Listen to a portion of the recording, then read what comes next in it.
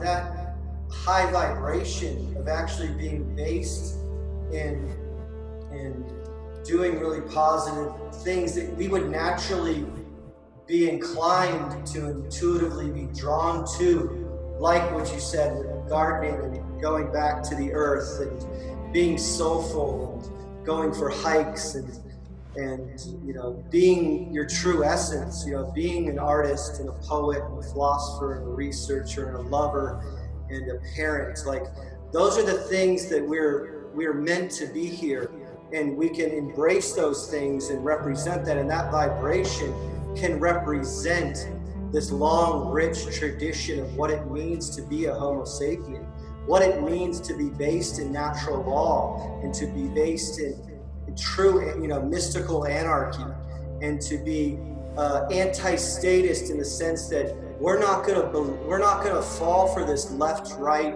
red-blue paradigm, and we're not gonna be based in fear, and we're not gonna be based in these false narratives that are pushing germ theory and the Hegelian dialectic and, you know, cognitive dissidence and all of these other, you know, frustrating tricks that keep us, you know, from realizing who we are. So I think that your sentiment that what we really need to do is resonate in our truth and to embrace our trauma, whatever that might be, to accept it, to have your dark night of the soul, to put it behind you and thank it, to be like, thank you for that trauma. It's going to make me stronger. And then we push forth and we speak this truth with love and conviction and care for the human condition. And in that context, if you're resonating in that spirit, the one thing they can never, ever take from us is our communion and our sacrament with going back to the source. If you're based in all those loving, you know, positive attributes, you're destined to go back to the sacred coven.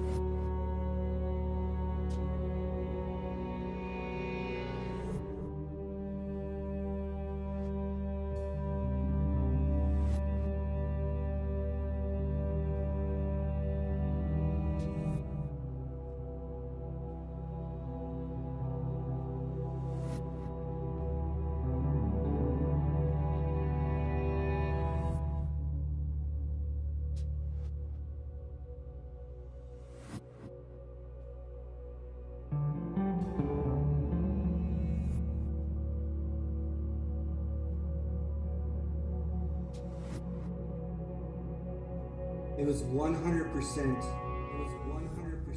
in love. The darkness couldn't touch me. I just had that beautiful awakening, the mystic's journey up the mountains, where I sat there completely at peace, that meditative bodhisattva moment where I was just, the darkness couldn't touch me. And it was there that I realized that I had arrived, that I didn't need that sacrament anymore. And that the big lesson for me is that every single day that you wake up, that realm is a reflection and a mirror and a metaphor and an experience for this realm. If we are arguably made of consciousness, when you close your eyes and you're like, what is primary to reality? What is base reality? It's consciousness. It's not the body. It's not this world that you can touch and that you interact with. It's not the material plane, but it's the spiritual plane or the astral plane. So if consciousness is primary, if it's primal, if it's the foundation of this great mystery we live in, then I have the ability to choose every single day. Am I going to be full of love and light and creativity and happiness? Or am I going to let the darkness in? And overwhelmingly, though I'm guilty of you know, struggling in those realms, I always remember that lesson, and I always choose to be in a good mood to be happy, to be joyful, to be loving, to be caring, to reach out to friends, and to be, to teach people and to guide people. I always choose that over more oppressive things of of guilt and shame and control and manipulation and victimhood.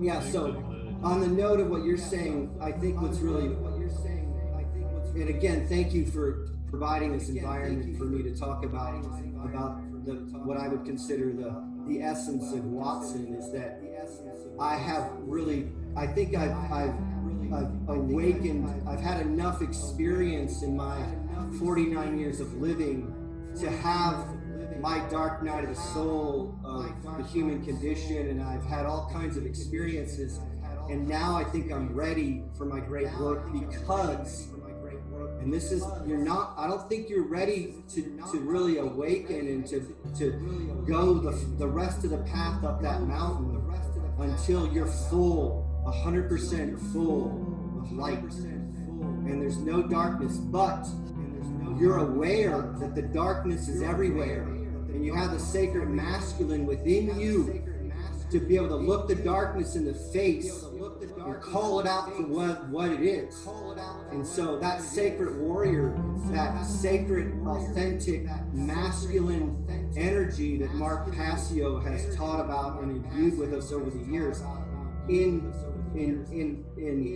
harmony with the sacred feminine attributes too, these rise up, and then we can actually be mystical beings connected to the source and connected to this sub-reality of consciousness and of connection to the great riddle, while also at the same time being able to put, to have our shields up and our swords and put our boots on and go to the front lines and acknowledge that there's darkness afoot, and that there's deception, and there's mind control, and there's social engineering, geoengineering, and there's weaponized, anthropology, and there's all these other things out there, between the 5G and the GMOs and this COVID hoax I'd like to talk about next time. All of those things are based in a darkness, in a heavy, dense energy that's not coming from the source, but it's coming from this darker element. And I think that until you realize, until you actually can get a grapple and handle on the fact that reality is not in the material world here, that reality, at the real true matrix, is existing, in this realm of consciousness, and that's the true reality. And this is just this temporary, ephemeral, flickering candlelight that's going to just burn and go out. It's just the blossoming flower that it shows all its glory and all its beauty, and then it wilts like this flickering moment of time. Here we are experiencing this realm.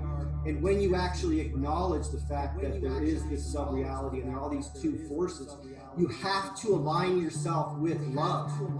You have to align yourself with light and with truth and with all of these other powerful attributes coming from the source. And you have to acknowledge and not show any allegiance to the dark, vampiric, black magic, satanic, diabolical tenets coming from all of those other heavy oppressive forces that I'd like to talk about in the second part.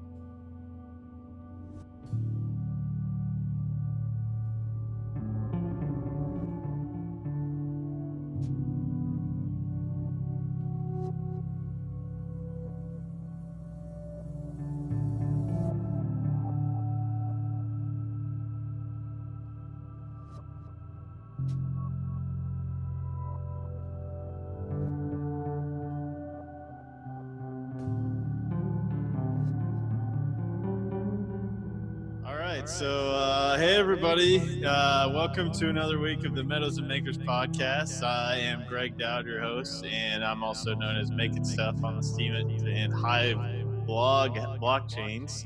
And so today I have with you guys a special guest. His name is Watsun Atkinsun, and he is an artist, and and a researcher, among other things. He has a YouTube channel of the same name, Watsun Atkinsun. We met at Anarchadelphia in 2019, and really fascinating guy, and really interested to getting to know more about him, and get to share what his experiences are with the audience today. And so, without further ado, how are you, Watsun? Hello, great to see you again, Greg. We had a good time in Anarchadelphia. Wasn't that a great moment? Oh man, just so many great people there, and the conversations were just never ending, and just it went way into the night, and just people with all their different little bits of information from all over the place. Just I had one person that came up, and we talked, and it was just like, I've never felt more human my entire life, you know? Absolutely. Just being able to meet a kindred tribe of people that you could speak freely about a lot of these important topics and not feel like an outcast or out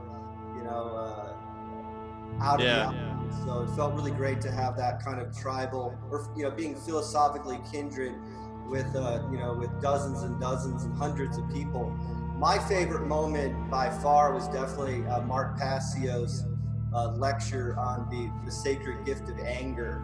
And recently that got posted on his What on Earth is Happening website and his YouTube channel under the same name. And it's this really beautiful document on the healing, kind of transcendental, mystical attributes of anger as a powerful emotion that you can use as a productive, kind of proactive force to help move us along on this journey. So I think he was originally going to call it the sacred gift of righteous anger, and then he edited it down to the sacred gift of anger just to maybe make it shorter. But anyway, I'm a big fan of getting a little mad in the right context if it's defending truth and love and harmony and community and sovereignty and freedom and true anarchy. Anger is a good emotion, and we shouldn't fall under the new age deception that anger is a bad narrative, and especially that's in part referencing years ago when he released that new age bullshit and the suppression of the sacred masculine series that he was focusing on years ago. But he talks about in that the sacred gift of anger has been suppressed in the new age community, and they've kind of taken that from us. So Mark Passio overwhelmingly is one of my heroes, and one of my teachers for at least about the last decade or so. I think I've devoured every single lecture he's done. I haven't had the heroic dose and taken in his entire podcast series, but I've taken in a lot, and I know he charges a lot of us to you must take in the entire series, and I've taken in a lot, but I can definitely say I've taken in every lecture he's done. Wow. Yeah. Cool. Yeah. So I'm a big fan of, man. To true anarchy. Yeah, absolutely. Info about it, but anarchy as an empowering spiritual tradition for freedom and anti-statist, anti-government control over us. And I think that learning about what true anarchy is helped me on my journey of attempting to unshackle from the tethers of the control matrix. Awesome. So yeah, just with all my guests and everybody that comes on the show, I like to get into a little bit about who you are and where your background is, and what kind of led you down this journey to going towards anarchy and towards looking into all this information, such as Mark Passio that you just brought up. Yeah, well, it's hard I haven't really kind of spoken at length about my journey, so thank you for that invitation. I was a 70s child. I was born in 1971. So I grew up in the 70s and was a teenager in the 80s. And one of my first memories is actually watching the Vietnam War on a black and white TV during dinner, like in 1972, 73. But it was at a time when the propaganda machine used to inundate the general populace with all this pro-war rhetoric on TV, and I vividly remember watching that as a young kid. So I think in my early psyche, I became aware of politics in the military-industrial complex and the war machine. So when I look back in hindsight at my earliest memory, I can still see that flickering TV broadcasting a lot of the propaganda and social engineering of the during the Vietnam War. So that being one of my first memories is pretty powerful. The second memory I have is maybe around the same time. Actually, let me take that back. That was my second memory. The first memory was when I was breastfeeding with my mother, and she told me this story later on, and I recollected the memory as my first memory. And it's on the contrary to that, to that oppressive kind of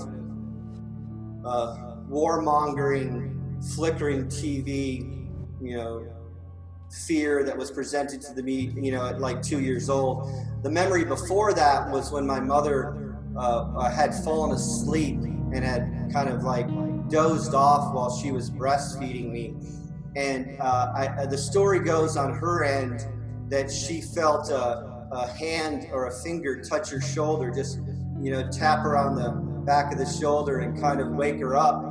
And then she realized that I had fallen under her arm and she was suffocating me, and frantically, held me up and shook me and made sure, I was okay. And she had caught me just in time.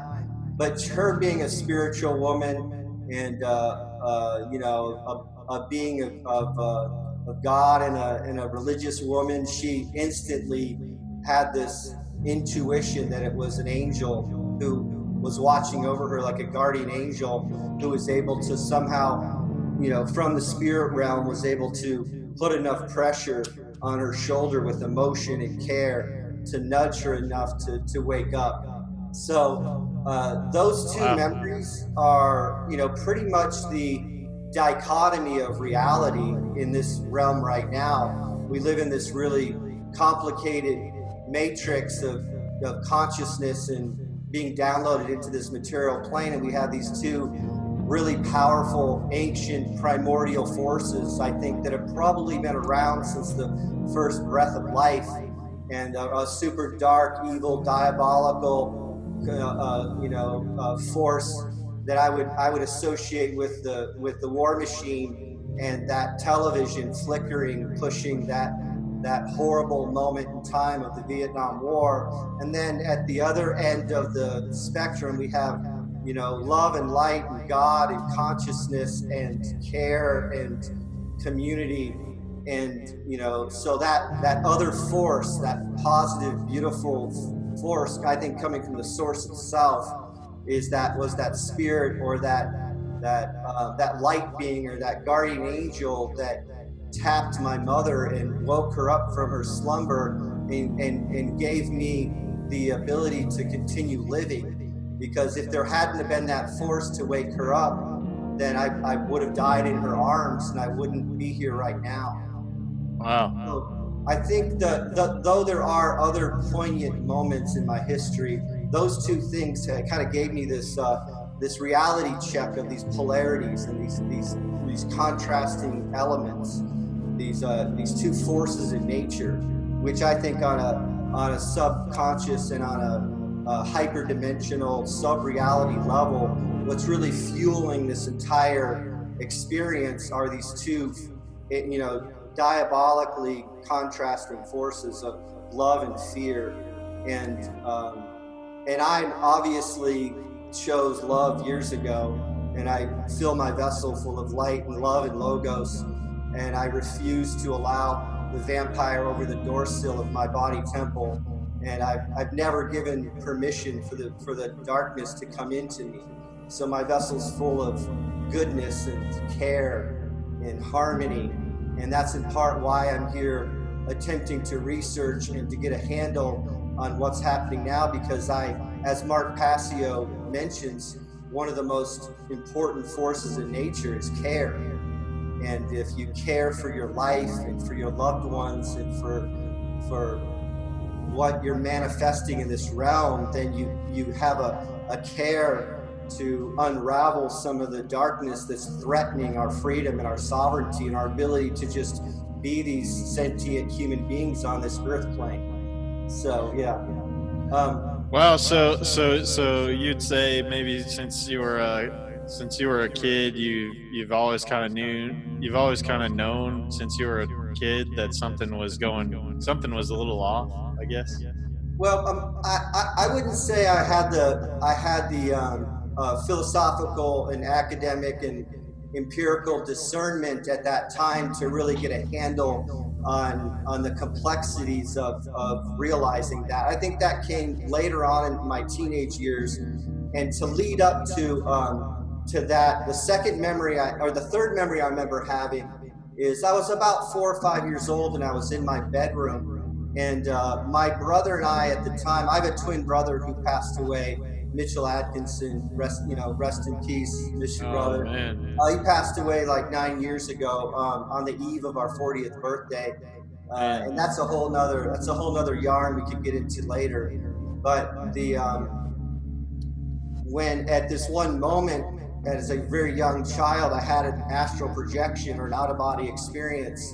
And I didn't know what it was at the time. And looking back in hindsight, in retrospect, I was able to unravel what happened to me. But basically, I awoke in my room and I went and sat on the doorsill of my bedroom. And I was literally in my bedroom at nighttime, sitting on the doorsill. And the doorsill became like a control room for like an airplane or a flying device. I think it's kind of similar to the Wizard of Oz when the house lifts up and travels and flies.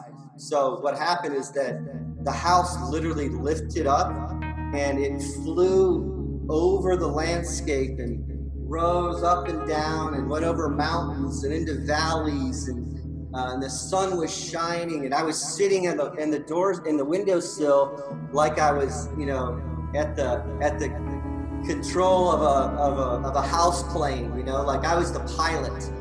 And I vividly remember it being so glorious and beautiful and stunning and magnificent. And I remember the entire earth realm, or the entire dome, was reverberating with this beautiful music, this angelic music. I remember filling the atmosphere, the sun and the rolling hills, and I just flew over this thing, and it was just this really beautiful, stunning early memory. And what happened over the years is that I started having these inadvertent out-of-body experiences as a young kid that went into my teenage years and culminated into my 20s. And there was like this 20-year period where I would have these inadvertent astral projections or out-of-body experiences, and that became the basis of my spiritual foundation, of my metaphysical belief in my ability to articulate an empirical and anecdotal evidence from my own consciousness that consciousness exists outside the body, and that you can travel into this sub-reality, into these higher dimensions, into the 5th and 6th and 7th dimension and beyond, and commune with the creator himself, and connect with logos and with light and with the source. So I don't mean to put a gender specific idea of the creator, but I think you get the sentiment. So no offense there to anyone. What happened though is that I developed this really acute interest in mysticism and spirituality, which in my 20s got really serious.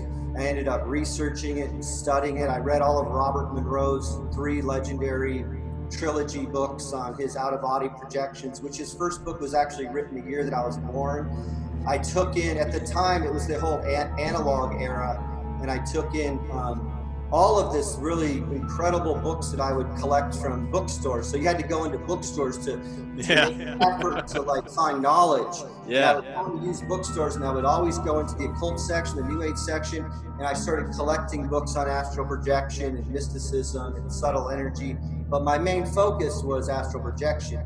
And I really think that God gives everyone a gift, and they give them a tangible gift on the material realm. Like, you're either an amazing artist or a poet or a musician or a philosopher or a researcher, or you're good with, you know, carpentry or with building or with manifesting, whatever it is that was gifted to you. We can find that gift. And for me, that gift was being an artist, being a visual artist. But on a spiritual level, or on a mystical or subtle energy or hyperdimensional level, there's also a gift given. And the gift for me was being able to project, being able to astral project. I meet a lot of other mystics and a lot of people involved in you know, this amazing arena of the subtle energy paranormal community. And you know, so many people have all these different gifts, from intuition to clairvoyance to channeling, etc., etc. So my gift was being able to project. And because of that, I've always been rooted in spirit and in consciousness, because of that foundation that I have. And this could be maybe a story for another time, but in my mid-20s, it culminated into this phenomenal apex that really kind of you know what, I should probably bring that up right now, and then I'd like to regress back to another story, but it's probably a good time to bring that up. When I was in my mid-20s, right before I ended up manifesting and creating a beautiful child who was born in 1996, and I ended up raising her and having a family, and all of that whole beautiful part of what it means to be, you know, a parent and a human, and to manifest life. And who's 24 right now, and this beautiful, awesome, you know, being.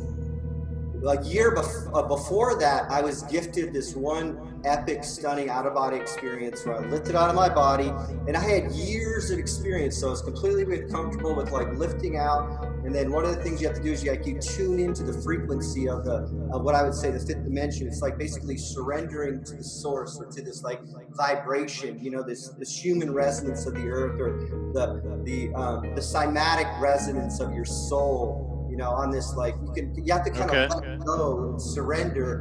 And once you do that, while you still remain lucid and cognitive and clear and awake, your body's falling asleep, the mind is staying awake, you tune into that and you fall into your spirit, your subtle energy, your consciousness, your astral body.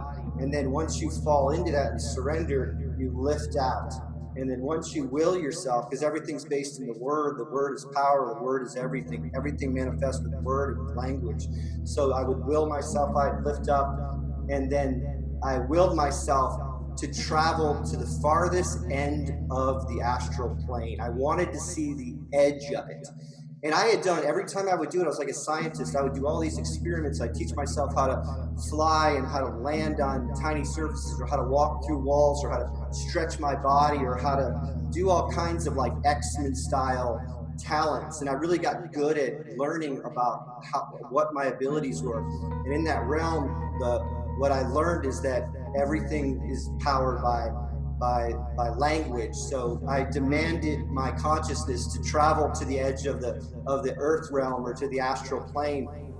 And I went through this. I must have been traveling at an astronomically fast speed. I mean, I used to say it was at light speed or beyond, but I don't believe in quantum physics and superstring theory, and I think that's all deception and pseudoscience, so I don't like to use the language. But I traveled extremely far for a long period of time. At this one moment, I opened up my eyes, and there was this beautiful ocean of consciousness below me, like this stunning, still ocean that went all the way to the horizon, every direction. And I opened up my eyes, my astral eyes, you know, and I could see it flying past me. I looked up at the horizon, and there was this beautiful horizon that with like either a setting sun or a rising sun, and I flew into this beautiful horizon of pure white light.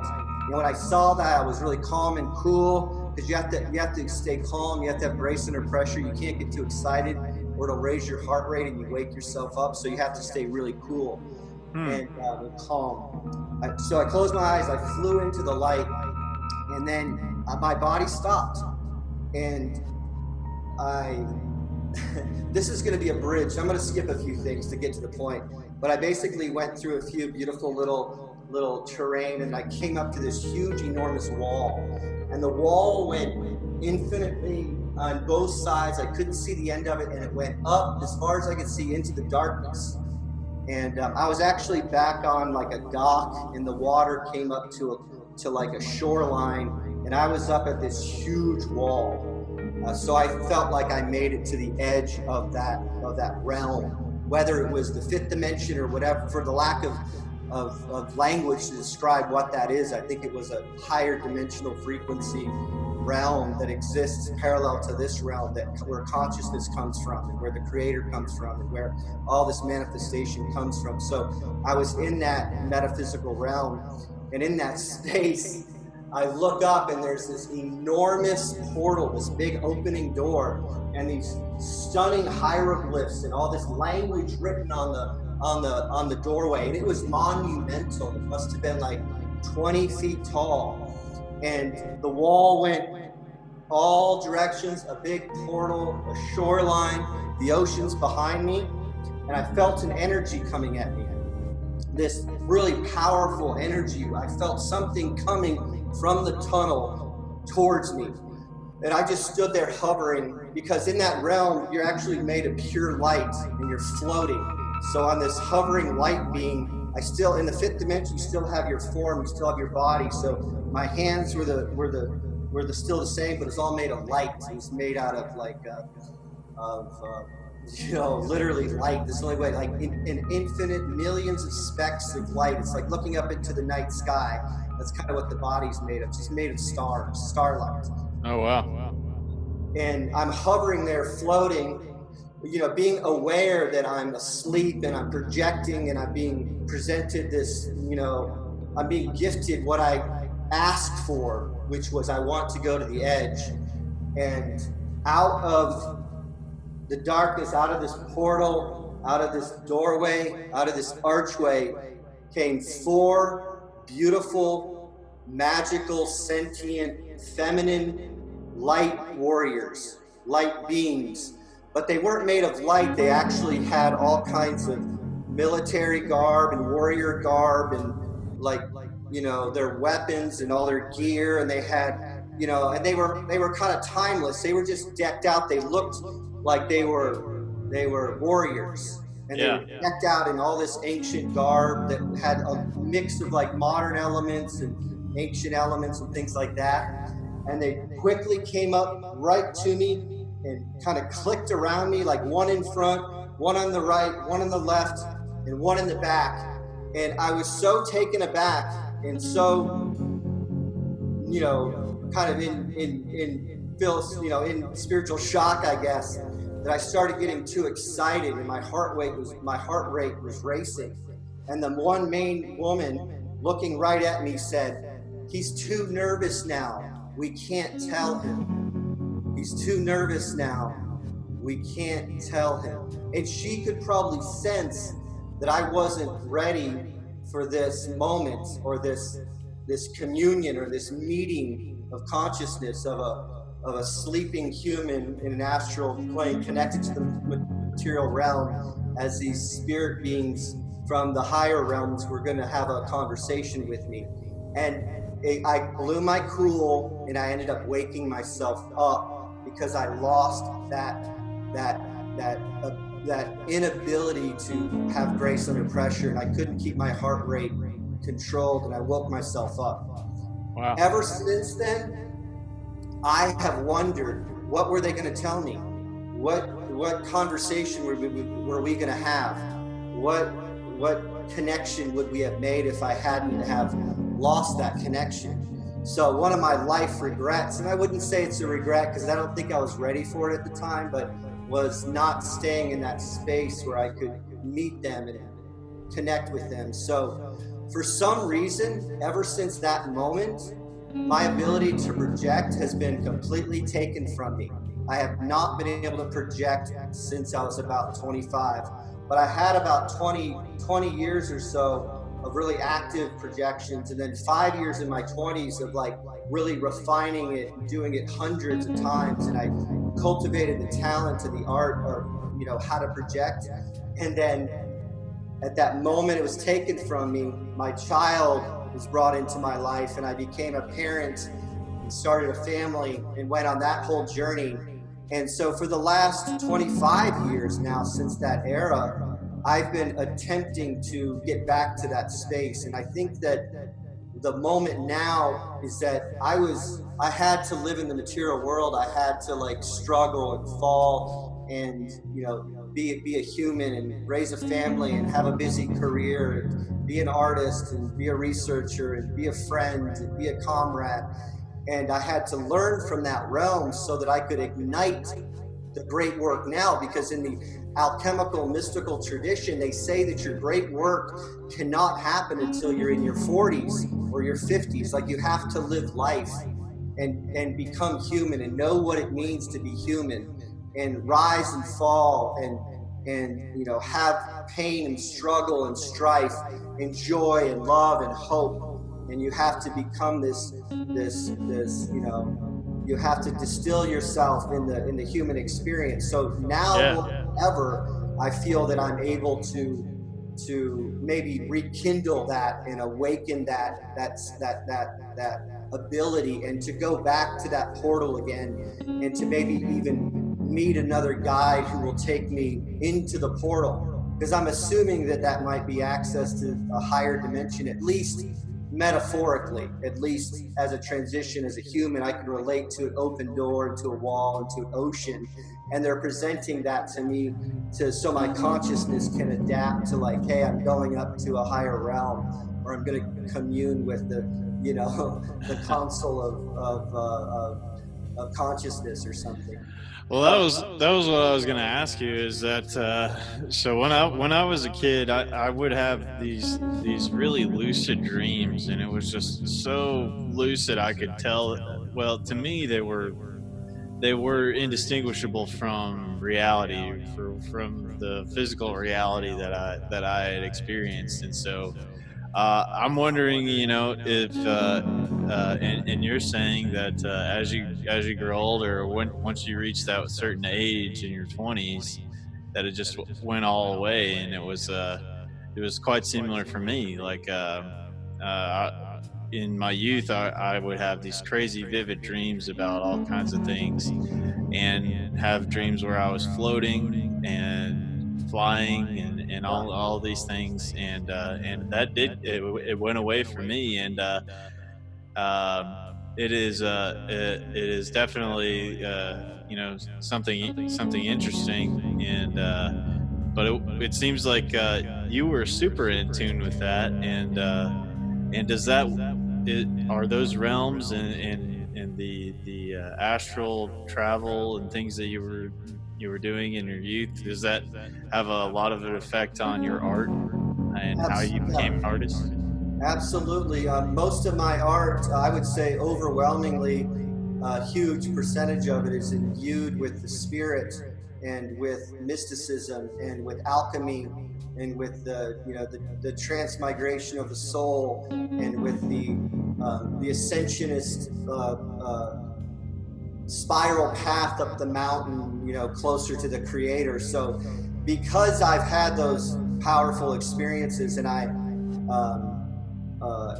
really, and that's the thing about in like empirical or anecdotal evidence, is that it's this concept that consciousness itself, that we don't have to appeal to the authority, and we don't have to fall into a logical fallacy of appealing to the indoctrination or to the authority of peer-reviewed scientists, or to our education, or to the priest, or to the priest class of whether it's in whatever denomination or topic that is. And it's this idea that you are actually connected to your own truth through your own experience. You experience things with your own consciousness. So I know, and no one can take this away from me, that I've witnessed and I've gazed upon these higher dimensions. I don't need to have a sophisticated scientific experiment with a bunch of peer-reviewed articles being written and a bunch of tests,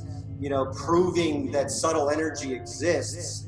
I know that it does because my consciousness has been there. And though I do appreciate institutions like the Noetic Institute and some of the Monroe Institute of Applied Sciences and a lot of these rogue scientists / mystics that are trying to prove that subtle energy does exist, and you can test them to a demonstrable level to suggest that abilities like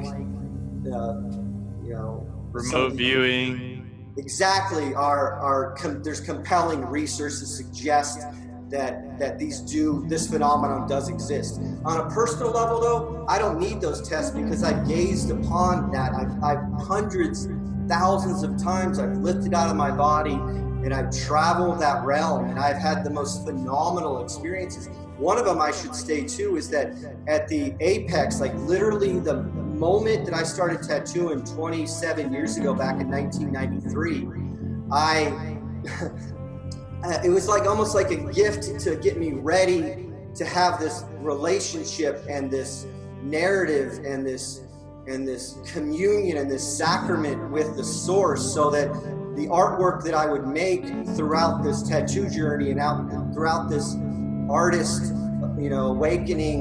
awakening post art school, and merging a lot of the traditional kind of academic things I learned in art school, the formalities with that, with the tattoo narrative and the tattoo aesthetic, merging the two and kind of having those intertwine like two serpents going down this path as those two serpents intertwine up the spiral mountain, is that all of my work is imbued with this mysticism. But to give you an empirical, anecdotal moment for me, like outside of that connection I had, when I was 25, when I was about 22, when I first started tattooing, 3 years prior to that, and kind of right at the peak of when I was really comfortable with projection and was devouring the books and I was talking about it. I was really into researching and studying it and cultivating the talent. I was taking it very seriously. I lifted out of my body, and I just moved from Columbus, Ohio, where I went to art school from 1991 to 1993. And I moved back to Indiana University to live with my twin brother for the first time since our departure after high school. And literally at the same moment, right when the tattoo gear was coming in the mail that we ordered through the back of a tattoo magazine at the time, a Huffman Spalding kit for $500, my brother sold a jalopy chopper motorcycle, that barely ran for $500. Then we bought this tattoo kit. Oh, wow. Tattooing. I was going to become a painter and a sculptor and artisan and all that stuff, but I became predominantly a tattooist, and on the side I make other art. But the story goes, in that space, in that youthful vitality of a 22-year-old consciousness just pining for connection and to relationship with the great riddle and to commune in this mysterious tremendum that we live in. Like, I was longing for connection. I was longing to be awakened. I lifted out of my body one night, and the first night I lifted, I asked, maybe because I just wanted to see if the darkness exists, but I asked, does evil exist? I lift out of my body, I'm hovering above my body, and I projected the question, does evil exist? And immediately I was attacked by some demonic force, some entity that was 3 times bigger than me, and we spun into this dramatic fighting circle as I'm trying to collect myself and deal with this demon and this darkness. It's beyond language how whether it was an archon or whatever language that you want to put on this force. It was extremely aggressive and evil and attacked me. One of the techniques you do in that realm when you get scared is you just will yourself to wake up. It's that easy. You don't panic and have a nightmare and woe is me. All you do, and you get stuck in that realm, you just will yourself. Wake up, wake up, wake up. So immediately I was able to use that technique. I pulled myself out of my body. I sat up in my bed and I was like, wow, darkness exists. I just got attacked by some inexplicable, ancient, primordial, diabolical, monster. The following night, I lift up out of the body and I'm hovering again above my body, and I ask the opposite question: does God exist? Immediately, my spirit body, again, made of beautiful infinite photon lights, like the night sky out in the desert when there's no light pollution and you can see billions and billions of stars, little points of light. That's exactly what the body looks like. It's like a star field up in the sky. It's, infinite stars. It's souls. I really think that's a whole other conversation if we ever want to get into geocentrism and flat earth and maybe what we're really looking up at the transcendental night sky. But I think it might be billions of points of consciousness and souls and energy fields, pushing the idea that astrology might actually be the real science. And astronomy is actually the black magic hex and the pseudoscience caused to manipulate us and push a heliocentric, nihilistic, atheistic, evolution, Big Bang nonsense theory. Sorry about that little tangent there. No, you're good. My body's made of infinite light, just like the night sky. And I ask, does God exist?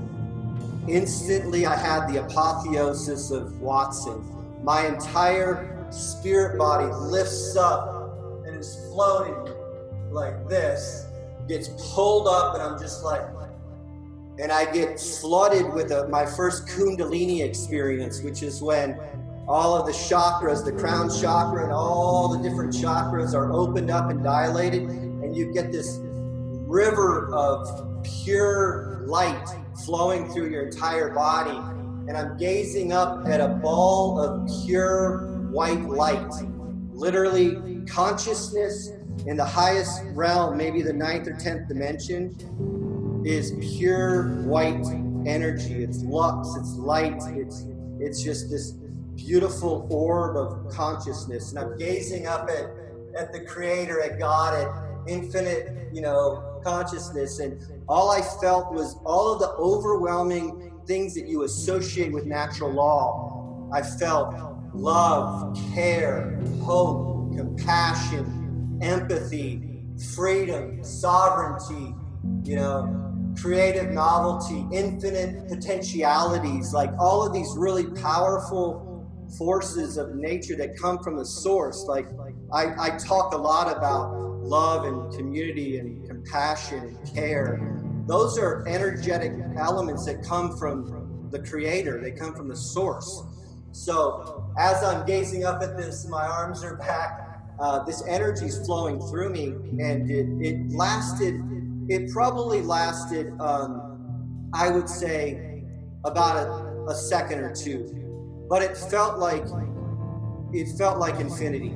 Like it was very quick on what I would say on a physical level, but on a mystical and spiritual level, or on a metaphysical level, on an abstract way, it was an infinite moment in time.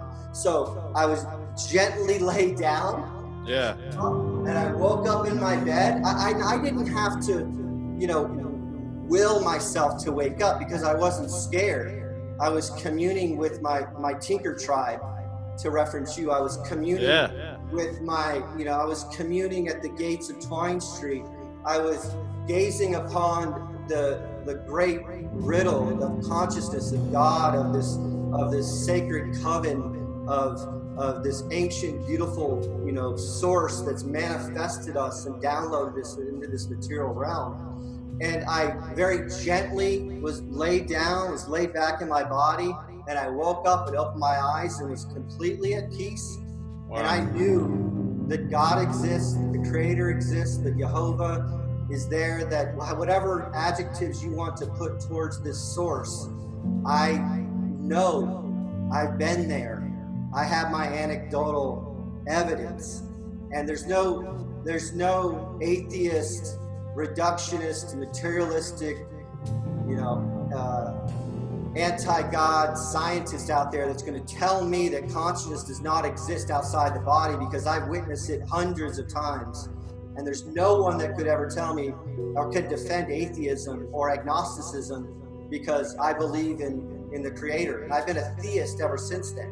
In the 90s, it was really popular in the punk circles that I ran into to push this atheist or agnostic sentiment. And I was always that philosophically kind of rebel rouser that would question what I would consider their silly narrative. And I would present, theism or creation in contrast to atheism back then. It was a time of, when I look back in hindsight, I think that the left and the liberal persuasion was weaponized and co-opted by the controllers, and that they basically were forcing a kind of narrative onto that kind of punk community that was predominantly based in atheism, socialism, Marxism, and all that kind of stuff. It all started back then. So, with all that stated, and thank you for letting me. I've actually never talked about any of this stuff. It actually, though we were considering talking about coming into some more topical current events. Maybe we can save that for the second hour, and we can wrap up the first hour with mysticism and with consciousness and finishing this narrative. Well, yeah, because I've had some experiences myself, and one of the most powerful. I've had two very, very powerful experiences where I came to the same conclusion: is that we're more than the physical body.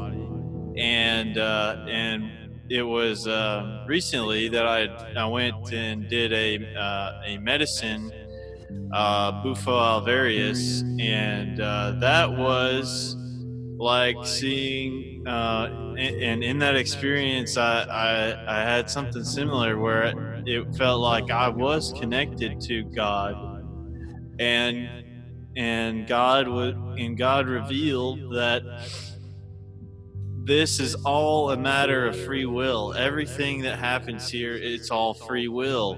And it can either lead down a path of ultimate destruction, or it could lead to ever more creation and expansion and extreme creation to infinity. And it never ends. And so it's that really, kind of I really resonate with what you were saying there, was that there's those the two dichotomies of fear and love, and we're seeing it play out. We're seeing it play out right now in the reality, because in the most dramatic ways. Yeah, and it's just I think it's important that everybody kind of go on a spiritual quest to at least understand that there is more than just this material reality. Absolutely. On the note of that kind of spirit quest, or the dark night of the soul, or that ancient shamanistic tradition of communing in nature with certain sacraments, though I do believe at this point, I don't really practice some of those medicines now, because I've done it a lot over the years. But I think I have the ability to maybe attain some of those states in a lucid kind of way that is not as dramatic or as exciting or as enthralling as the entheogen realm. But I definitely did ayahuasca 12 times over the years. It started, I think, around 2011 era, right before that whole moment in time, which is a whole nother story. I think that the Great Awakening happened in the post 2012 kind of ending of the Mayan calendar as we heralded in this new era. And I really think that the collective awakening and resistance based in natural law and love and truth, really kicked in motion in that, post 2012. So I think there's validity to the apocalypse being not the end times, but the unveiling of knowledge, an awakening of gnosis. Similar to how they've misrepresented the concept of anarchy. It doesn't mean chaos. It actually just means freedom and anti-state, anti-government and sovereignty and based in natural law. In the same way that they misrepresent the swastika, this beautiful ancient symbol that has all these different meanings for these different cultures, and now most people associate it with the neo-fascist kind of social Marxist overtones. To reel it back to that, I think what I wanted to say in that context was, what was the first point in that? I was making those metaphors. We talked about going on a spiritual journey. Exactly. I think the point is that I need to give a cautionary warning about, say, entheogens, and that though I do believe that they have this ability to connect to these mystical realms and to connect to this space, I think that they've been weaponized, and I think they've been taken out of context. And what we don't have is a mentor class or an elder class that can teach young people how to do these sacred entheogens in the right kind of shamanistic context of of becoming a man. Like maybe the first initial thing could be, as a young man, you go out to the wilderness and you have an elder who teaches you and talks to you about energy and about love and about all these different philosophical ideas and prepares you for a journey, and then you just do it as one sacrament, as you're going into puberty, and then you learn from it and you talk about it, and then maybe every few years you might, in a transitionary period, like when you're you'll do it again, and a few years later again. But right now it's taken out of context, and people use it, at festivals, and they're drinking and popping big pharma pills, and they're partying, and there's, weird sexual energy around, and they're out on the playa, and they're following the hero's journey, with the liberal agenda out at Black Rock, and they're just abandoning all connection to natural law and to moral relativism, as they just have reckless abandonment into tenets of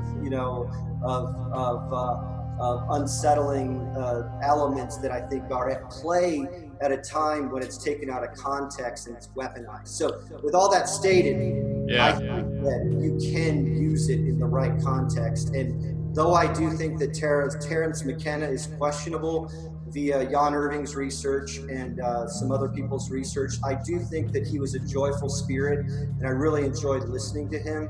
At least particularly during that era, and he was somewhat of a hero of mine, and really taught me this idea that you can actually take the sacred entheogens or the sacraments, the ayahuasca or the psilocybin or the THC or whatever it is that you're communing with, and you can have this beautiful experience. But he would always tell people to do it alone, to not mix it with other stuff, and to maybe do it in a private area where you could have a sacramental space with a candle and a little quiet music and a clean space, and maybe fasting for a few days. You can blindfold yourself, and you could be on your own hero's journey as you attempt to commune with the great riddle. With that stated, I did it 12 times over a few year period.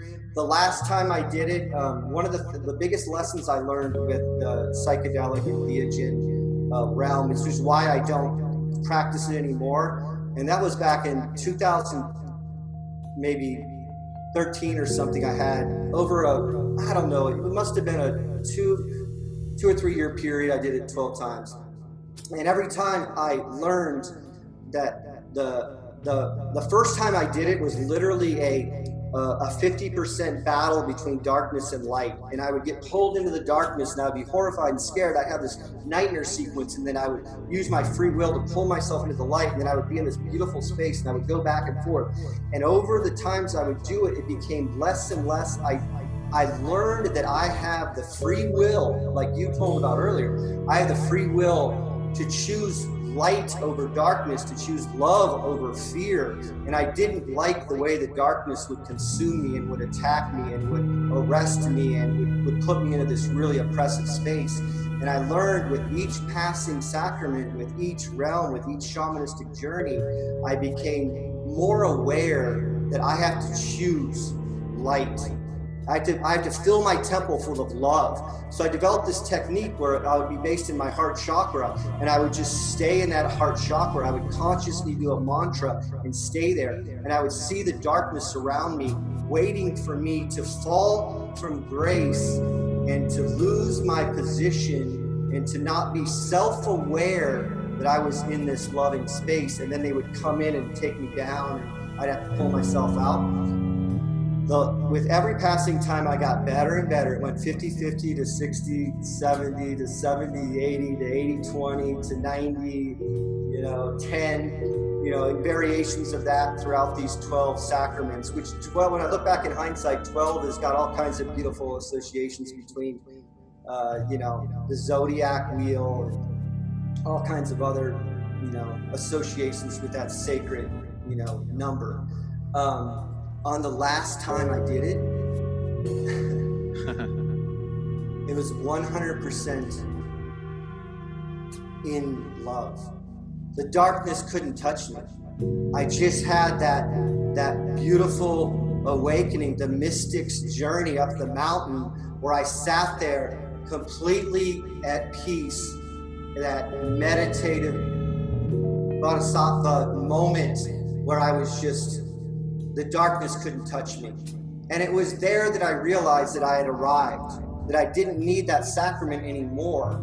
And that the big lesson for me is that every single day that you wake up, that realm is a reflection and a mirror and a metaphor and an experience for this realm. If we are arguably made of consciousness, when you close your eyes and you're like, what is primary to reality? What is base reality? It's consciousness. It's not the body. It's not this world that you can touch and that you interact with. It's not the material plane, but it's the spiritual plane or the astral plane. So if consciousness is primary, if it's primal, if it's the foundation of this great mystery we live in, then I have the ability to choose every single day. Am I going to be full of love and light and creativity and happiness, or am I going to let the darkness in? And overwhelmingly, though I'm guilty of struggling in those realms, I always remember that lesson, and I always choose to be in a good mood, to be happy, to be joyful, to be loving, to be caring, to reach out to friends, and to be to teach people and to guide people. I always choose that over more oppressive things of guilt and shame and control and manipulation and victimhood. Yeah. So on the note of what you're saying, I think what's really, and again, thank you for providing this environment for me to talk about what I would consider the essence of Watsun, is that I think I've awakened, I've had enough experience in my 49 years of living to have my dark night of the soul of the human condition, and I've had all kinds of experiences, and now I think I'm ready for my great work because, and this is, I don't think you're ready to really awaken and to go the rest of the path up that mountain until you're full, 100% full of light. And there's no darkness, but you're aware that the darkness is everywhere. And you have the sacred masculine within you to be able to look the darkness in the face and call it out for what it is. And so that sacred warrior, that sacred, authentic, masculine energy that Mark Passio has taught about and imbued with us over the years, in harmony with the sacred feminine attributes too, these rise up, and then we can actually be mystical beings connected to the source and connected to this sub-reality of consciousness and of connection to the great riddle, while also at the same time being able to put, to have our shields up and our swords and put our boots on and go to the front lines and acknowledge that there's darkness afoot and that there's deception and there's mind control and there's social engineering, geoengineering, and there's weaponized, anthropology, and there's all these other things out there between the 5G and the GMOs and this COVID hoax I'd like to talk about next time. All of those things are based in a darkness, in a heavy, dense energy that's not coming from the source, but it's coming from this darker element.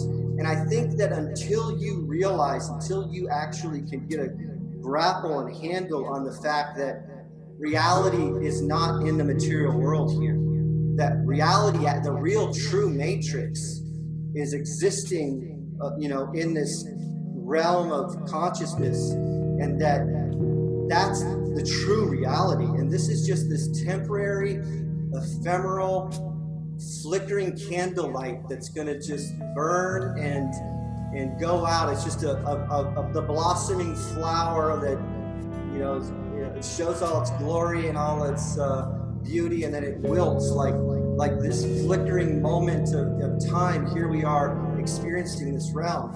And when you actually acknowledge the fact that there is this sub-reality and there are all these two forces, you have to align yourself with love.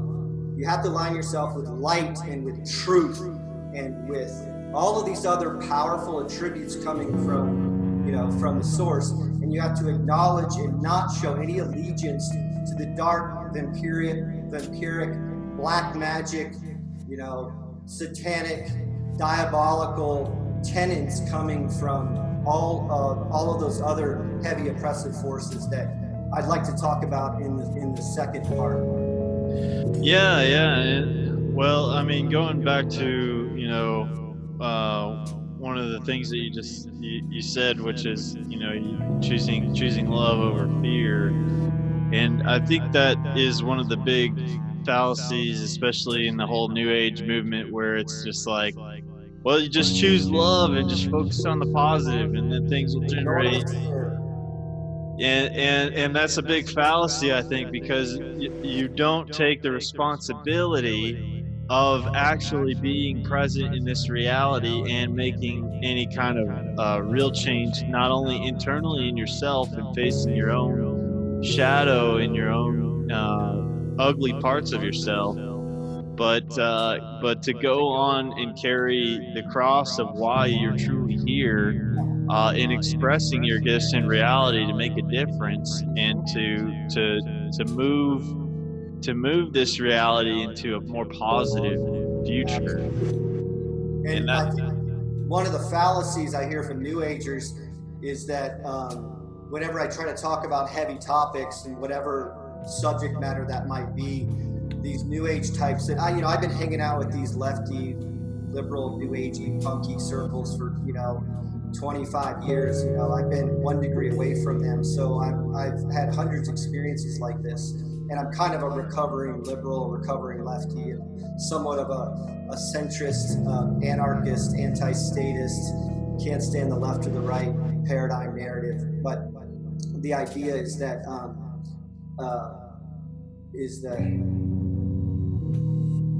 you have to go on the battle. You have to battle. You have to be. You have to be here, and it's not just focusing on positive, and it's not just focusing on being part of love and positivity all the time. You really have to take up your cross and Sorry, I lost that. Go ahead and finish that sentence. I was just gonna say that I really think that it is important to face the shadow and to carry your cross in this reality. And one of the great quotes that I love is that you plant the seeds whose shade you may never sit under. Oh, wow. Can you say that again? To plant the seeds for the whose trees the shade you may never rest under. That's an ancient Greek saying, but it's something that I really hold my heart to. That should be the subtext to your Tinker Tribe logo. Yeah.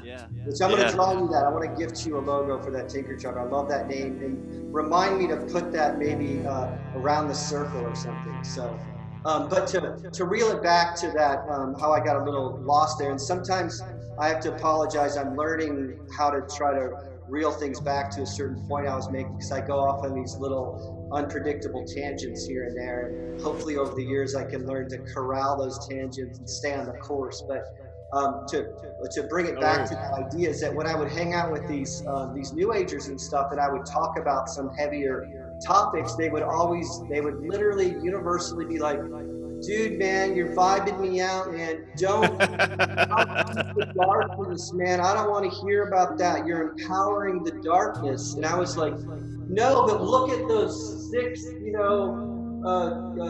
chemtrails that are all, in unison, those 6 planes going together. Like, I think that there's this geoengineering narrative is legitimate.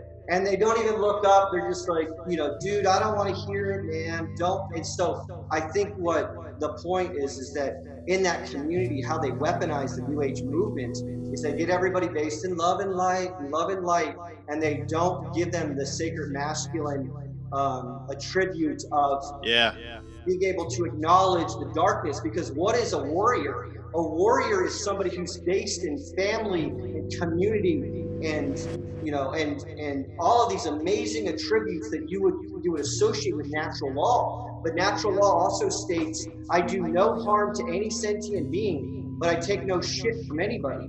Yeah. So if the darkness afoot that's going to threaten your tribe or threaten your village or your community, the sacred masculine wants to know. It wants to be on the edge of the property to protect his family. New Agers aren't in that mindset of protecting their community. So it's like they've taken the warrior ethos out of it, and then there's no sacred warriors, feminine and masculine energy protecting, the sacred tribe. So I like that metaphor that part of what it means to be, part of this new resistance, this metaphysical calling, this communion with spirit and with logos, is that it's also the rise of the sacred warrior, the warrior who's connected in spirit and connected in the in creation, but is also in protection mode. So with that stated,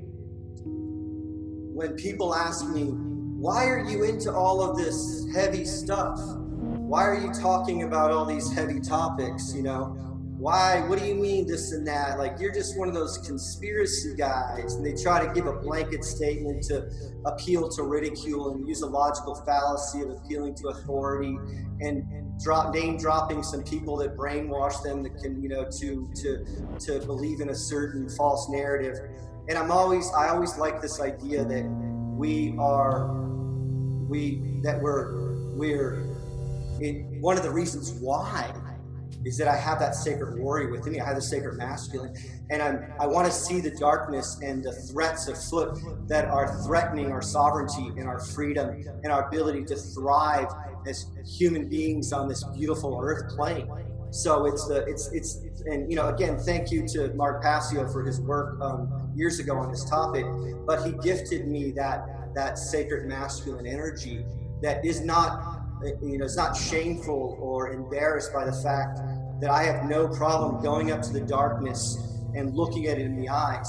And with that stated, in the spiritual realm, in the astral realm, in the out-of-body realm, in the entheogen sacrament, the true sacred shamanistic tradition of having your spirit quest in a sacred, space away from parties and festivals and the playa and New Age agendas and all this insanity coming from the scene that takes it out of context and weaponizes it and usually gives you a bad experience, is that I know that darkness exists. I've seen it. I've gazed upon the darkness. I've witnessed it. I've wrestled with it in that realm. 12 sacraments of ayahuasca. I contained the darkness, and I did not allow and give consent to the darkness to come over into my body temple. I refused for it to step over the door sill. The whole vampiric metaphor isn't actually, I don't think it's a real, I think it's a metaphor for allowing the darkness to come over the door sill of your temple body. So because of that, I'm 100% full of lux and light and love, and I'm completely aware that the darkness exists. And I think that's why I'm so fascinated, because I think that darkness is a manifestation of these two ancient metaphysical forces coming from from this sub-reality of consciousness. And we've got a super diabolical, ancient, manipulative, sorcery, black magic force, and we've got this beautiful, loving, sentient, white magic force. And until you actually commune with that dichotomy, with that reality, you can't get a handle on what's happening now, or what's been happening for hundreds of years with the entire history of humanity. So with that, with all of that expressed and weaved together, I think that would be an interesting caveat for in the next hour. We can talk about the manifestation of darkness, the manifestation of this primordial ancient energy from that realm that's manifesting into this realm and pushing hundreds of oppressive agendas, while at the same time we can maybe end the second part with presenting the battlefront of the love and the light coming from this other beautiful primordial force, and how in reality right now we're literally in this spiritual battlefield manifested and downloaded onto the material earth plane. And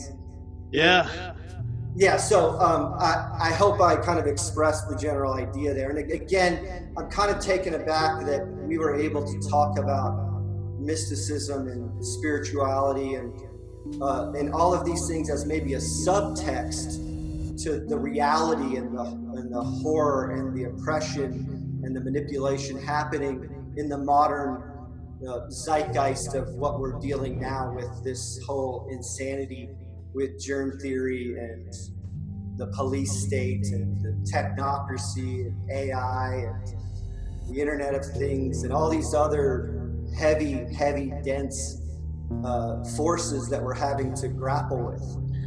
Yeah, so speaking of that, I watched your recent your video you put out on YouTube. You put out a great little video of you going to the Georgia Guidestones. Oh yeah, thank you. You saw that? Yeah, and so those Guidestones are a really creepy thing, where they're spelling out how the human population to maintain at 500,000 or something like that. Agenda 21, Agenda 2030. Yeah, and these things exist all out in the open. And for me, I think that everything that's happening right now, especially with the evil agenda, it always happens. And it can only happen if we give into it, I think, because I think that's really how it kind of works, is that it is all free will, but we have to allow it to happen. And it does take a lack of care and a lack of being able to push back against this agenda. Absolutely. To allow it to happen. And so I saw that I saw that video, and I think one of the biggest things for people to face, and one of the hardest things for people to face, is that the depth of evil that exists in this reality. And that is like the hardest thing for somebody to confront. That's a hell of a red pill to take. I think it's probably analogous to in the Matrix metaphor of instead of taking one pill, you probably end up the farther you get down into unraveling this, it feels like you've taken a heroic dose and taken like 3 or 4, pills. Because, I think the first dose is pretty intense, and then a few years later, there's another dose and another dose. And, it's funny how maybe there's a metaphor with this unveiling or this apocalypse or this awakening of this truth, is that we go into these steps or these stages, and we'll take in a certain narrative, and that narrative might be comparable to like taking one sacrament of the entheogen, like doing having your dark night of the soul with ayahuasca or with mushrooms or something, because it's you in the right context you can come back stronger and more aware. And in a way, I think there's a lot of these heroic doses in the truth community where you'll take in these different intense research. What I'll do is I'll focus in on a discipline for a year or two, and I'll assimilate it, and it'll become a part of my essence, and then I'll move on to the next one, on to the next one, on to the next one. And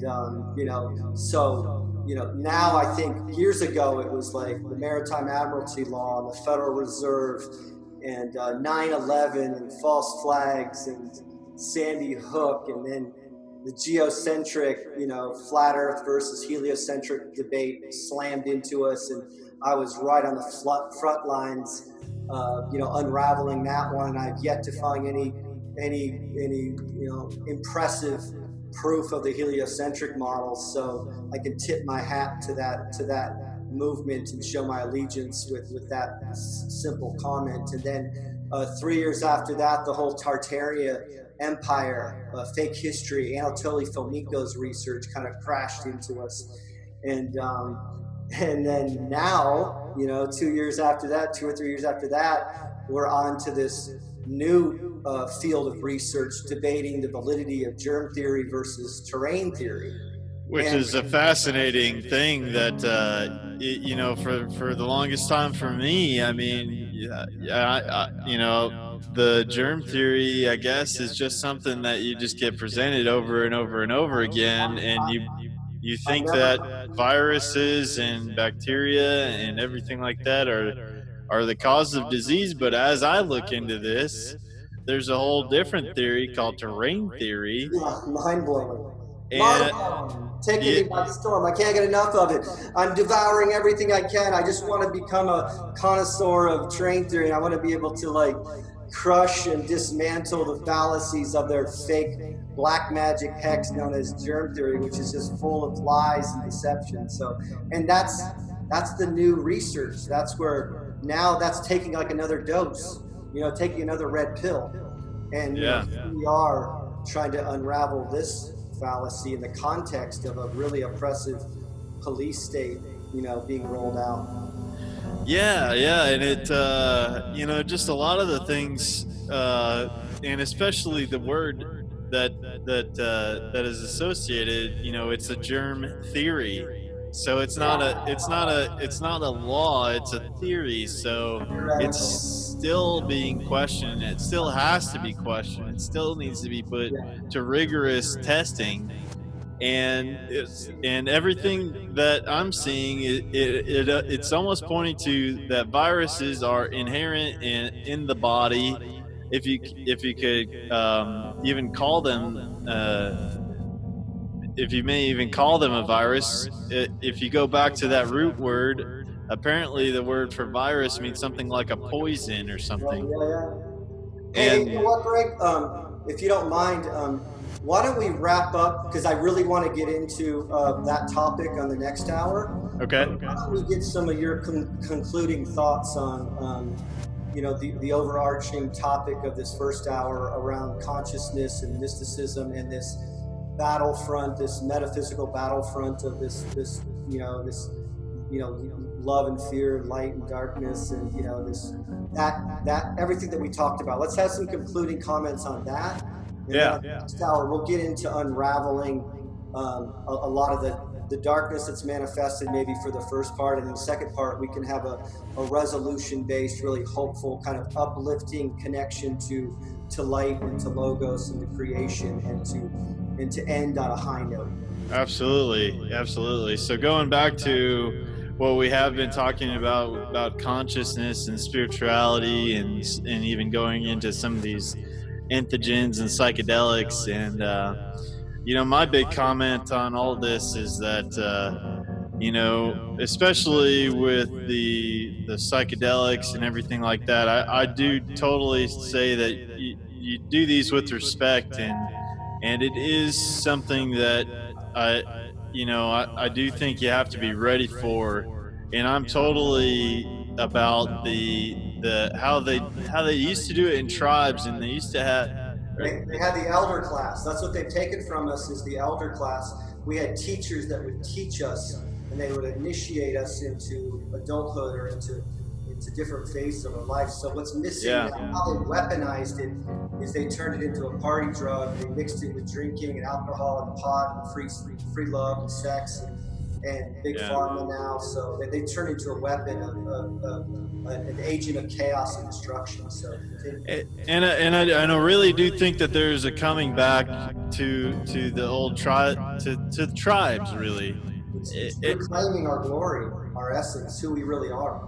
And that's kind of the whole premise behind my efforts, is the Tinker Tribe, and it's to just be a tinkerer and somebody that is willing to fail, but to learn from your failures and to keep continuing to build. Because for the longest time in my own personal life, it was the biggest holdback for me was to even start a project, because I was afraid of what other people might think about me because of the way the project might have turned out, or how things would have went, and if it had just been crappy, and oh my God, what would people think about me if I just failed? And you know the secret to that? Don't show anyone your praxis or your process. Don't share the piece until it's finished.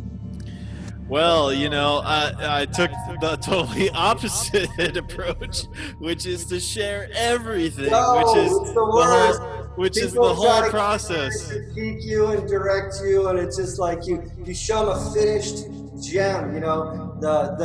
The transmutation of the alchemical journey of turning base metals into gold. You're turning, or base consciousness into gold. You're turning an idea in your head and using the elementals, water, fire, earth, air, and spirit, and you're manifesting something in that sacred space. I don't like to share the creation until it's lifted and it's a pure resonant frequency of some divine, cymatic radiating energy. So I've learned that if you want some advice, keep your process or your praxis, your connection to the source in whatever creative narrative you have. If you keep it private, then you can connect and have a relationship and a conversation with yourself, and then you take it to the very end and you show it when it's finished. That's one of my secrets and why I pump out so much stuff. I never show anybody anything till it's done. Okay. And I'm able to just pump stuff out because I don't have critical analysis.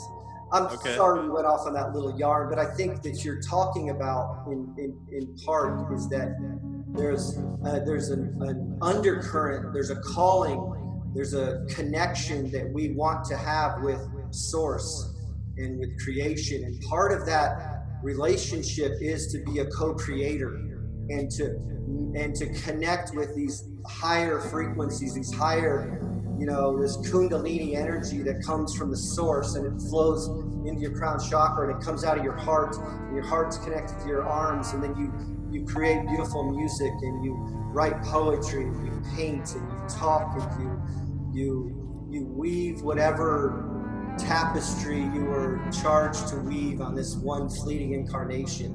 And to me, that is connecting to the source, to the energy that you and I, that your Tinker Tribe and the collective Tinker Tribe of the entire, sentient beings along the entire beautiful earth plane are wanting to resonate with. And that's what we're called to connect with. But we have this darkness afoot. We have these forces that are manipulating us and keeping us from being creators and manifesting all these talents and all this infinite creative novelty that we all love to do. And when we do connect to it, we feel like we're radiating pure energy of just a lust and a love for life itself. So that's why I get really frustrated with all this darkness afoot, is that I really don't care to research this stuff. I can't help myself, because I'm in protection mode, I'm in warrior mode, and I want to know what's manipulating us.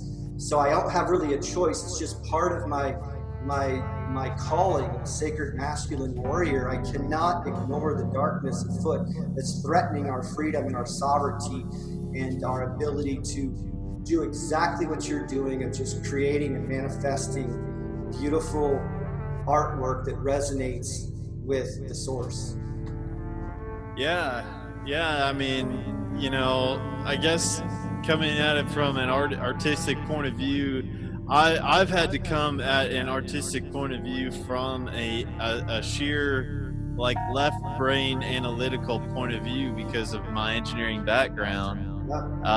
So that's a little bit about me, is that I come from an engineering background, and that I've had to work on that to be able to bring out more of the creativity that I see and some of the tools and technologies out there that I believe can benefit humanity, and also just being able to be able to work on these technologies and these different things and these ideas and work on these expressions of it. It's taken a hurdle for me because of that whole rigid kind of like engineering mentality. It's taken a lot for me to break through that, to be able to just produce something and to get it out to the world. So Well, what I would recommend is that I also come from an engineering background, and I was always fascinated with civil engineering and architecture and draftsmanship. And it's part I have to tip my hat and thank my father for that, because he was an engineer who worked for General Motors, and he designed motor blocks and all kinds of engines and car parts for General Motors. So he had, I grew up with him with a traditional drafting table with all of his blueprints out, and I would watch him draw and work with compasses and rulers, and he would create these beautiful, drafting illustrations. And that's the foundation in part of my artistic identity, is I'm in part a technical illustrator and an engineer. I'm very methodical, I'm very deliberate, I'm very calculated. And but I also was gifted this ability to get out of my own way.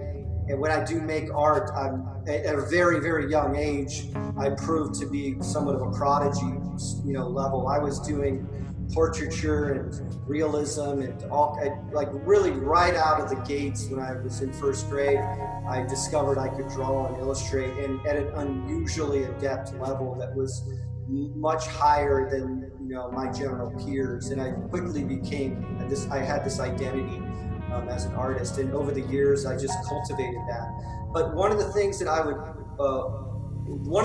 that helped me get out of that engineering mindset, that kept me from being too technical or too methodical and too rigid and too left brainy, was when I was about, let me think real quick. I think I was 17 years old, and I read this book by Betty Edwards called Drawing on the Right Side of the Brain. And basically it's dozens of exercises on drawing to loosen up and to kind of stop being logical or left brainy, and to get into the intuitive kind of open format, more feminine kind of creative space of the right side of the brain. And it would have these amazing exercises like, closing your eyes and drawing, scribbles on a piece of paper, or looking at a friend, or your friend sitting there with your canvas over here, and you would have to draw them without looking at the paper. Dozens of these creative exercises that would teach you how to just have fun and relax and to just manifest. And that book, in that moment in time, I basically learned how to just relax and to have fun. Because I think being an artist or doing anything, whether you're a researcher or a philosopher or a lover or a parent or a mechanic or whatever it is that your calling is that you want to connect with it and have that Zen relationship where you're just enjoying yourself. You know, like the Zen, the art of washing dishes. I actually really like washing dishes.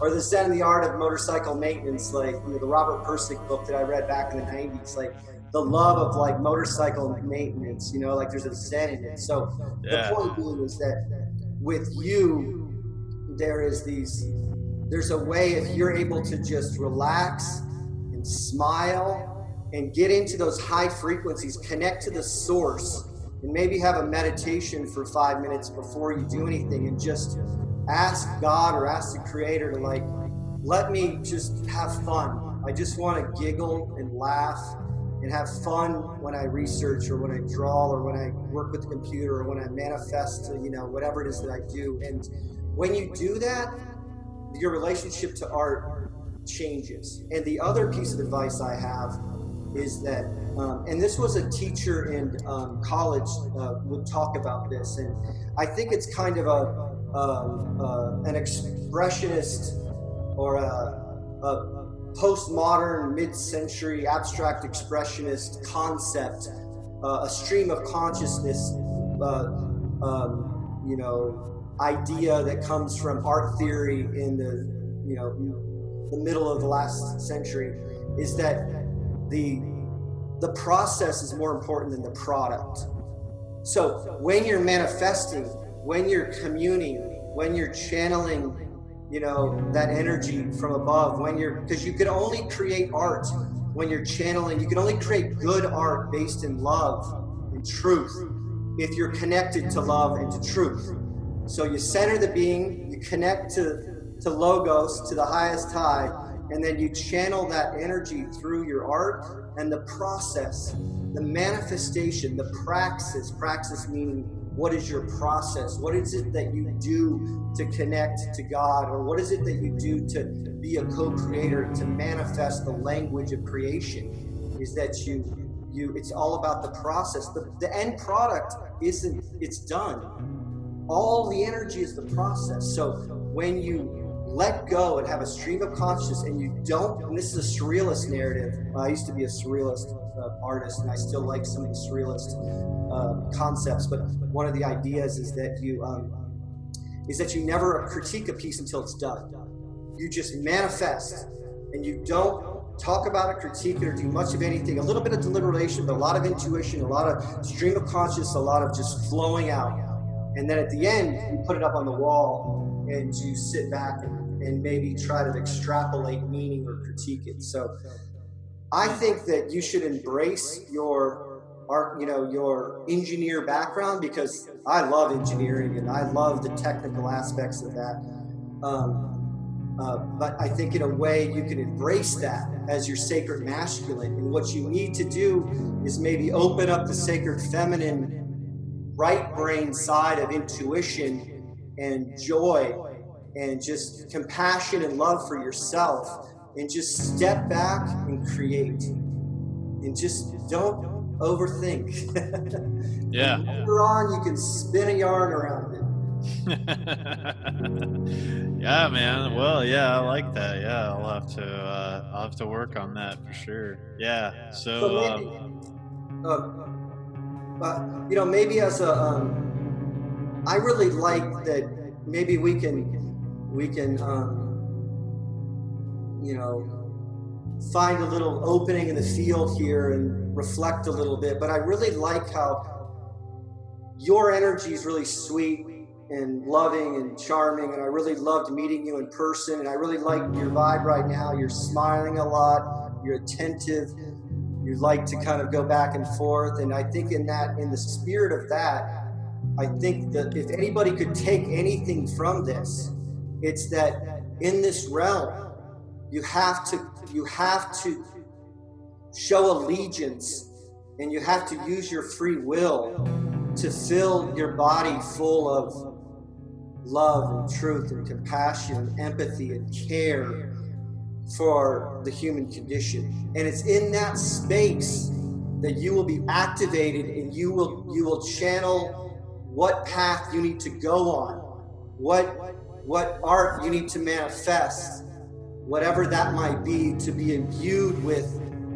the tenets of natural law, which is actually a deep metaphysical, spiritual, calling, to be a practitioner of what natural law is, and to actually really embrace its tenets. It's the rise of the mystic warrior. It's merging spirit with matter. It's connecting those hyperdimensional realities with this reality, the whole as above, so below, the Hermetic adage, that's very, very appropriate and beautiful axiom that a lot of us take for granted. But as it is in heaven, as it is in spirit, it is below in matter and on the earth and on this beautiful flat earth that we live on. And in that spirit, once you commune with that, once you accept, kind of develop that relationship, then you'll be gifted your path up the mountain. And if we can get hundreds of thousands of millions of people to fill their temple full of love, but to have the bravery and the courage to go to the front lines and to fight and battle the darkness afoot, then we'll literally have the rise of a new illuminated resistance that's connected in logos and love, and not scared to go to the front lines and talk about social engineering and COVID and go down the list of all of these other topics, from MK Ultra to the fake moon landings and the arguments between between atheism and agnosticism and artificial intelligence, the Internet of Things, and false flags and 9/11 and fake history and Tartaria and all these phenomenal topics that are just infinitely fascinating. Like, if you are a deadhead, if you're like what a real fucking deadhead is, which was a social engineered CIA manifested fake band that actually called the band Deadhead, and they put the Lucifer fallen angel, lightning bolt on the head of the lightning bolt, the spirit, and they basically weaponized the hippie movement and turned it into this enormous, heavy, dark nightmare that it is. It took away from, they almost like, they took you off the path, and they distracted you with the drugs and the sex and the polyamory and the free love and the anything goes and the moral relativism and the rock and roll and the debasement of everything. And they took what in the early 60s was a true intellectual, resistance against, the war machine. They crushed it. So now we need to make sure that there's no agendas at play that are distracting us and getting us hooked up and, on dopamine rushes with social media, or with screen addiction with Netflix, or with being gluttonous because we're in quarantine. Everyone's overbought everything, and they're eating a bunch of food, and they're drinking more than ever, and they're smoking a bunch of weed, and they're just downloading a bunch of MSM, mainstream media mind control, that are in a total state of fear, and they're walking around with their silly face masks on, and they're suffocating themselves and practicing this silly Orwellian social distancing and all this insanity coming from this extremely fast encroaching, police state technocracy coming.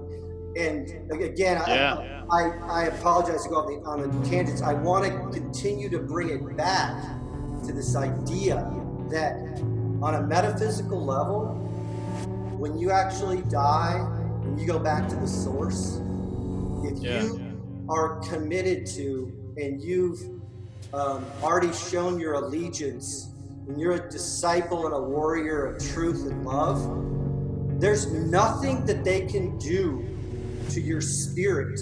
You might die on the front lines. They might take your body down, but your spirit's going to go back to the source, and you're probably going to choose to get downloaded again into another to another avatar body as you go back to the front lines and continue this battlefront, as you show your infinite allegiance to Lux and being a warrior on the front lines. So the point being is that we are beings of light. We have to acknowledge that we're going to go back to the source, and we should not have fear of the darkness or fear to die.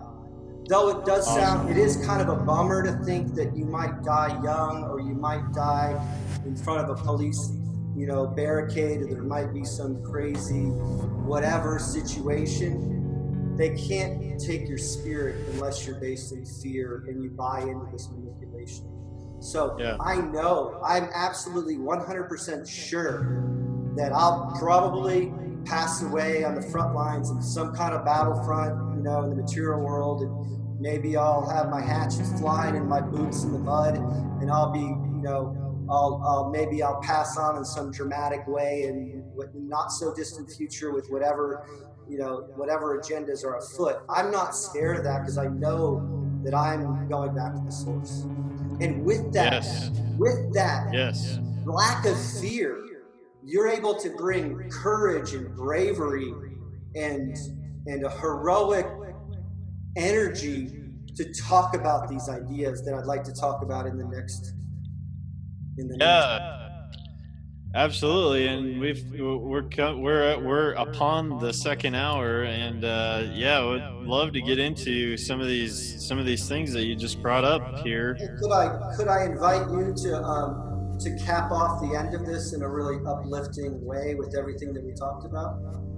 Yeah, so for everybody out there, definitely you have to get out there, and it is about choosing every day to make that choice to experience life and humanity, and to have love not only for yourself. And if you truly love yourself, you love humanity. Yes. And so to really take that in your day. And one of the things that I like to say, and I hold in my podcast, it is something that came to me in one of a dark time in my life, but it's a saying that I tell myself and I repeat on the show, is I will be an inextinguishable light of possibilities for myself and others. And so I will be an inextinguishable light of possibilities for myself and others. So that's something I hold in my heart, and I like to share with others. And I think it's really beautiful. Did you pen that, or did you find that somewhere? I wrote that down. Yeah, it kind of came to me. You should officially write that down and put your name underneath it, and put it as a subtext in your show, and just claim that quote, because that's a really beautiful one. I think that should be remembered, for time immemorial. I think that people should discover that again in 100 or 200 years, and your name will be underneath it in a book of mystical quotes. Say it one more time. All right, yeah, it's I will be an inextinguishable light of possibilities for myself and others. I will be an indistinguishable light of possibilities.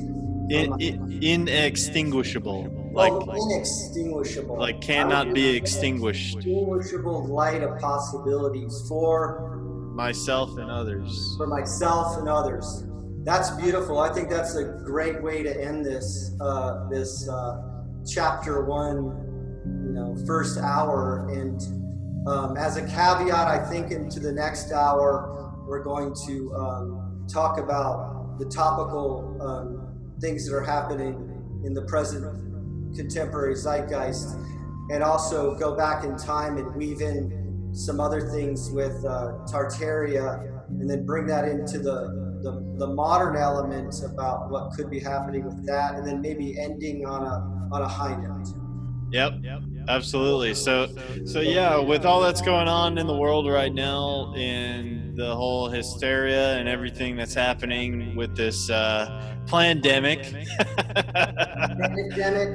how are you handling things, and how are you navigating these times that we're living in? Yeah. Well, we'll see everybody on the second hour. And thank you so much, Greg. I really am enthralled that we talked about this about this sub reality of where our consciousness resides, and this it was really rewarding. Thank you for us resonating with each other and kind of turning the whole first hour into talking about consciousness and mysticism. So thank you. Well, thank you, Watson. You brought it out in me. Yeah. It must be your smile. Yeah. Smile kept me grounded. I kept smiling back. Hell yeah. How smiling is like when you it's see contagious. You smile back and it kind of lifts the spirit, opposed to like seeing somebody with a grimace, and then you get scared and you're like, oh man, that guy just like gave me a creepy look. Yeah. Smiles at you and it lifts the spirit. So thank you for the smiling. It put me in a really good place in the first hour. So awesome. If you see me getting into some dark, heavy stuff and into some heavy terrain on the second hour, as I go after and try to dismantle and slaughter the control matrix and all the darkness afoot as I go on there with my hatchets of love and light and truth. Just smile at me and you'll bring me back to reality.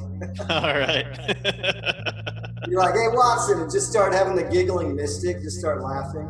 I'm like, oh, yeah, okay, cool. Okay, let me mellow out here. All right. Heart chakra. Yeah, no problem. Yeah. I'm being a little silly, but also I think there's some truth in it. Oh, yeah. Great. Yeah, man. I mean, that's just who I am. I love to smile. So okay, why don't we take 5? Okay. That sounds good. All right, that sounds good. All right. I can pause it right here.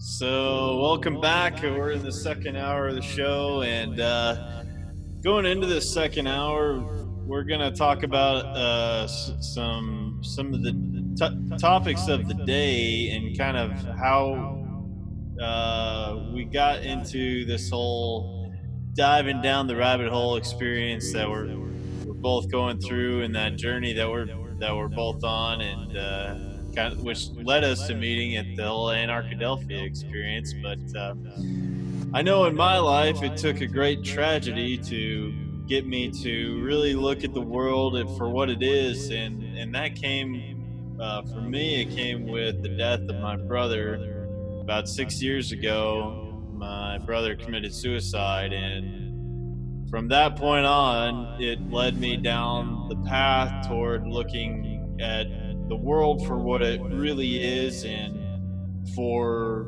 all of the deception and all the lies that have been told to me. I just couldn't accept that this thing would have happened to my brother, and it was a great trauma that really pushed me into the seeking the truth and trying to get more people to understand what was really happening in the world. And so saying that, I was just gonna kind of see it, maybe I think that this is something that really might set people off on that journey towards seeking the truth, and it may have to come to that point for many people to go through a trauma, to nudge the psyche, to push the spirit along and to ask questions. Experience that darkness so you can see that it exists. Yeah, I think that is part of what many people, unfortunately, and I wouldn't wish that on anyone, but unfortunately, I think that might be the case, that that people do have to go through some that trauma and to kind of So accelerate them forward. So what you're saying is fascinating because I've actually never thought about this, and I'm kind of inspired by this concept. But you're actually presenting an idea that through trauma and through pain and sorrow and depression in the context of a really intense traumatic experience, that it somehow nudges or awakens the spirit to start ask questions. And my question to you is that, did you ask the basic, question that maybe I asked when I went through my own trauma of why? How did this happen? Why did this happen? And then you start thinking about it critically and doing research and studying. And if you don't mind me asking, what were the variables at play that caused his untimely passing? well, my brother was on antidepressants and these SSRI medications, and it really bugged me that right around the time of his death that these medications which he had been taking and which had been part of his life for a while. I really questioned, why that was even necessary, or if there were alternatives to people having to do that, and that really led me down the path to understanding that there are plenty of alternatives, and these SSRI medications are very harmful and very dangerous for people to be taking. And so, So your inquiry or your ability to care for your brother caused you to ask questions about big pharma and about a lot of these drugs that are peddled to our youth and to the culture and to people. So was yeah. your first inquiry or your first unraveling critically looking at the pharmacratic, big pharma, questions around why are those drugs even allowed to be presented and pushed out into the populace? Well, it really started, really, yeah, digging deep into what these SSRIs, these selective serotonin reuptake inhibitors, are, which essentially these medications just keep the body from regulating its own serotonin production. So What basically, what is SSRI again? I forget what that stands for. selective serotonin reuptake inhibitor. And that's connected to what drugs or what condition? So it's tied to a lot of these antidepressants Okay, and depression I medications got it. and all that kind of stuff. And basically, it just keeps your body from uh, producing and regulating its own serotonin production. And so basically, your serotonin production just goes into full blast, but your body needs a chance to regulate that and be able to And what is uh, serotonin again connected to what physiological process is serotonin connected to? serotonin regulates like how your mood is and your sleep cycles and how all that functions. So So in a natural, organic kind of terrain theory of not having the toxins of those type of neurotoxin inhibitors in your system, your body would self-regulate in a way that would allow you to function and to thrive and to be healthy and happy. So yes. you're saying that these drugs they amplify the serotonin, so they throw your whole chemistry off. So basically, it just tells the body to just produce serotonin like crazy, Oh, wow. Okay. and then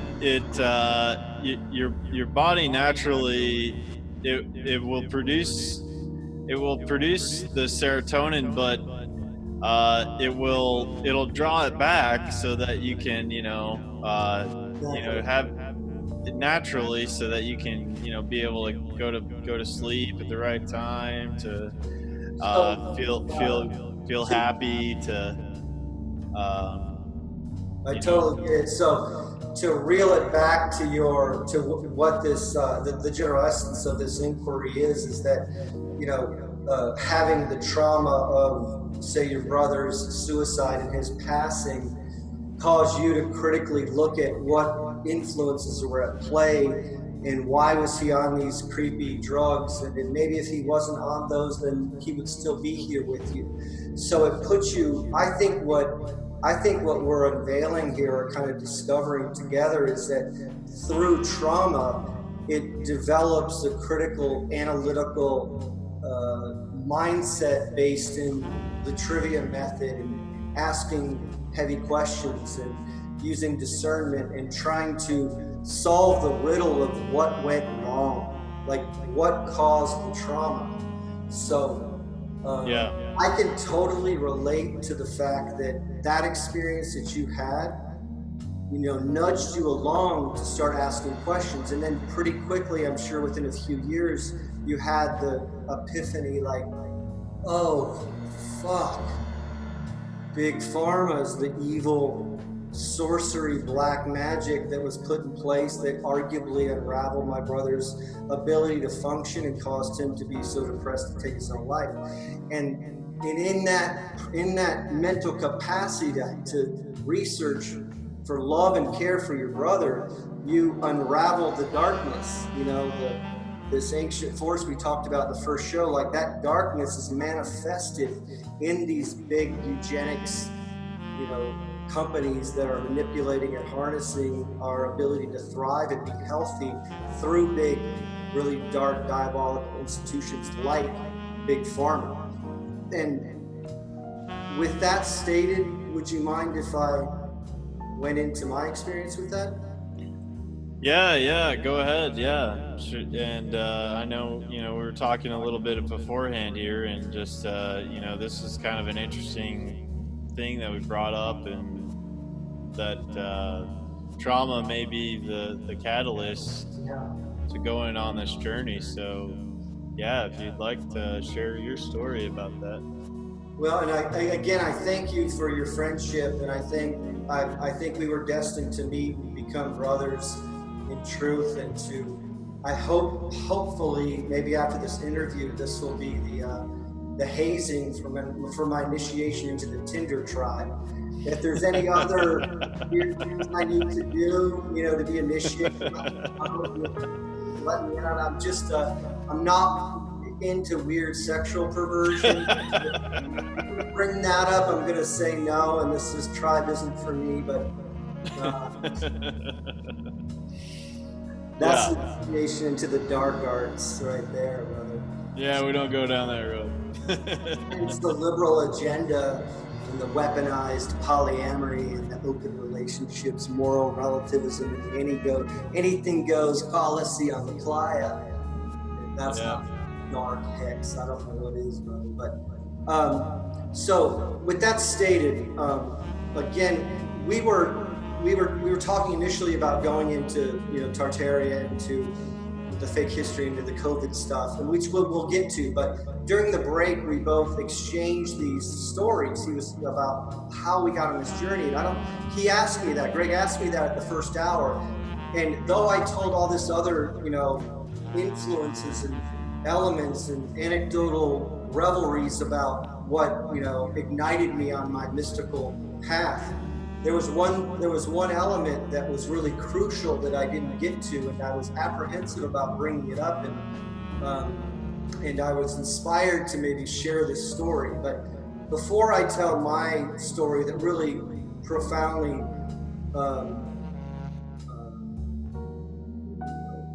traumatized my being on such a deep level that it awakened and ignited me on my path, and my gift of righteous anger and my gift of curiosity on trying to find what darkness is that would cause such trauma in my life, it turned me into a critical thinker and into a philosopher, into a mystic. And I don't think the mystic path can be complete without, or can begin without, profound trauma, profound sorrow, and profound joy, and profound love. Like, you have to have those two experiences to be ignited on your hero's journey, to reference Joseph Campbell's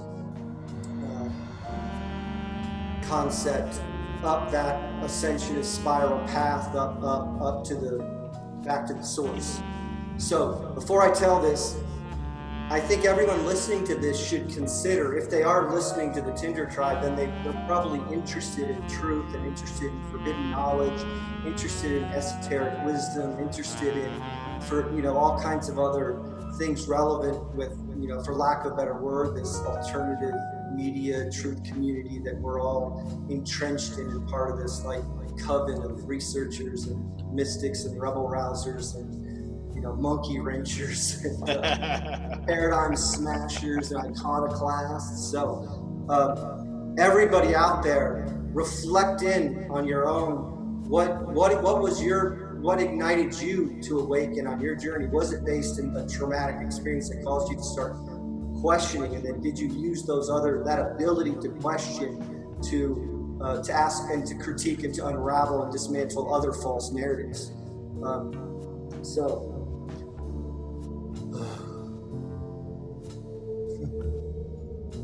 With all that stated, that was a really long caveat. I apologize for that, Greg, but sometimes I like to lay the atmosphere and the vibration for what's to come next. So with all that stated, in a space of love and care and respect and appreciation for my family and for all of my friends and for all my comrades and for anybody else out there who's experienced trauma, I think that it might actually be a gift. I think that the idea that through that dark night of the soul, you actually might awaken, you might get nudged. And with that stated, I feel that all of my trauma I've been through is kind of prophetic, or it's destiny. It was meant to be. It was written in the sacred books before I was incarnated into this temporary, fleeting, sentient body that I'm in. So with that stated, I need to tell this story in a place of love.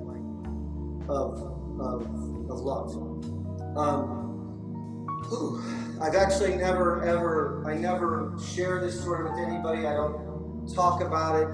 Only my closest friends and kindred spirits and comrades even know this, but I think it's important for people to maybe hear this so that they can have appreciation for how complex and dynamic and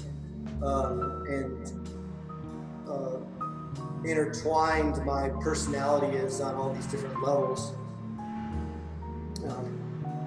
I grew up in the 70s. I was born in 1971, had a really amazing, pretty normal middle-class upbringing in the Midwest, born in the northern part of Indianapolis, Indiana, basically in the, in this amazing countryside of cornfields and open fields. And I grew up listening to rock and roll and 70s FM radio. I grew up with mini bikes and go-karts, and I built tree forts before I was 10 years old. We never had a curfew. We could stay out as late as we want. On all of our days off, we would wake up in the morning and disappear into the fields and into the neighborhoods. We'd hang out with friends. We'd touch base with mom in the middle of the day, and then we'd be gone until the sunset, or maybe a little bit after sunset. It was an era of adventure and being free. It was this golden era in this American experiment that we're in, when a lot of older people, my generation, really miss that, and we really feel for the young kids who don't have that sense of adventure because everyone's so scared to have that kind of freedom as a young kid. So I had a really, really great foundation, loving parents. Though my mother was an alcoholic, I don't judge her that. She drank daily, I'm pretty sure she drank when in utero, so that's one of the reasons I think my brother and I and our family, the siblings struggled with alcoholism. But she was a really beautiful, creative, loving person. I think her one fall from grace was maybe her drinking and her heavy smoking. My father was a workaholic, and he worked nonstop. He was just like me. He was just insatiable momentum. On his days off, he'd spend the whole day cleaning the house, doing lawn, doing yard work, working on the cars. He was just literally an unstoppable force of activity, and I love him for that. But he was also part of the silent generation. He never talked. He was very quiet. When I look back in hindsight, I think that because he worked for General Motors, he was professionally required to take a vow of secrecy, because he was basically working for the military-industrial industries, and was had a career working for General Motors, which you look back in hindsight, and I think that they require very strict vows of secrecy. So he was a very quiet man, but a very loving and hardworking. With all that stated, the entire drug culture that ignited in the 60s and ravaged the 70s and was tearing through the 80s with sex, drugs, and rock and roll, and that forbidden fruit of thinking you're against the man or against conservative family values by listening to rock and roll and partying and smoking pot and doing drugs and drinking and chasing girls and just that whole like fancy free, like rebel rousing lifestyle was a huge part of the culture back then, and I naturally fell into it. But one of my family members who was a part of that, heavily influenced my brother and I, and we were heavily entrenched in that whole lifestyle at a really young age, and still being joyful and fun and spirited.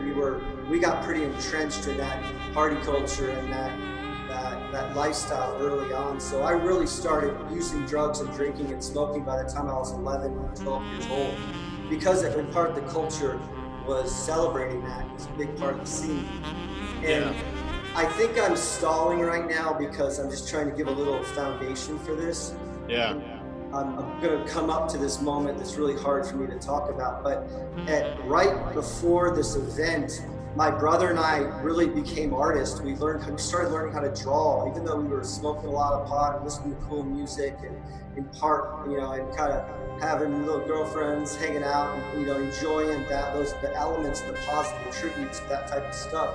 We also discovered that we were artists, and we started making banners for all the shows we went to, like Rush and Iron Maiden and AC/DC and all these other epic shows at the time as part of this banner culture. So we would draw and illuminate these enormous bed sheets and take them to these shows, and it was part of the culture at the time. And in that kind of normal upbringing I had, oh man, woo! All right, Greg, here we go. Yeah. We had this traumatic moment where a family member attempted to kill my mother with a kitchen knife. And it was a bright, sunny afternoon in 1985. I think the date was June 25th, if I remember. And I was scheduled to go hang out with a friend of mine, Mark Hodgin, who passed away from a drug overdose a few years ago. Rest in peace. I miss that friend.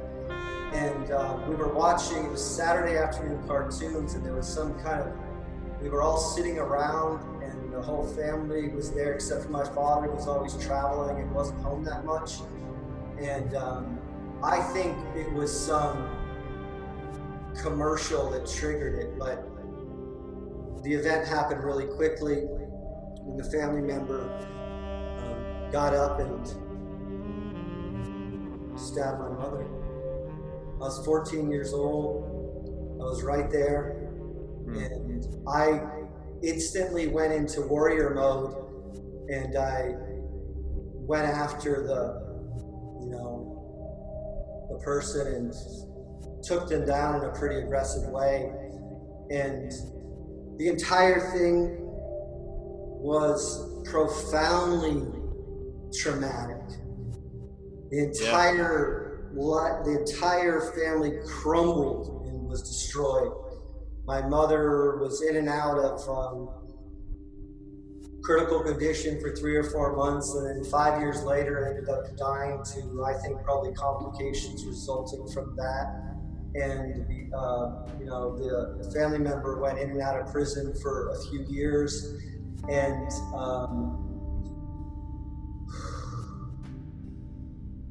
had a really difficult time trying to come to terms with that.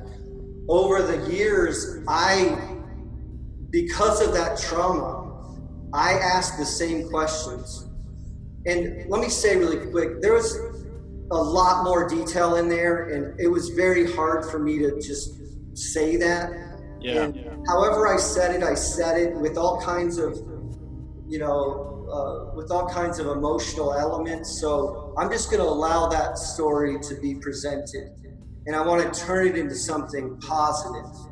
Yeah. Because what happened to me because of that trauma, I had the same experience that you had, where I became really critical of drugs.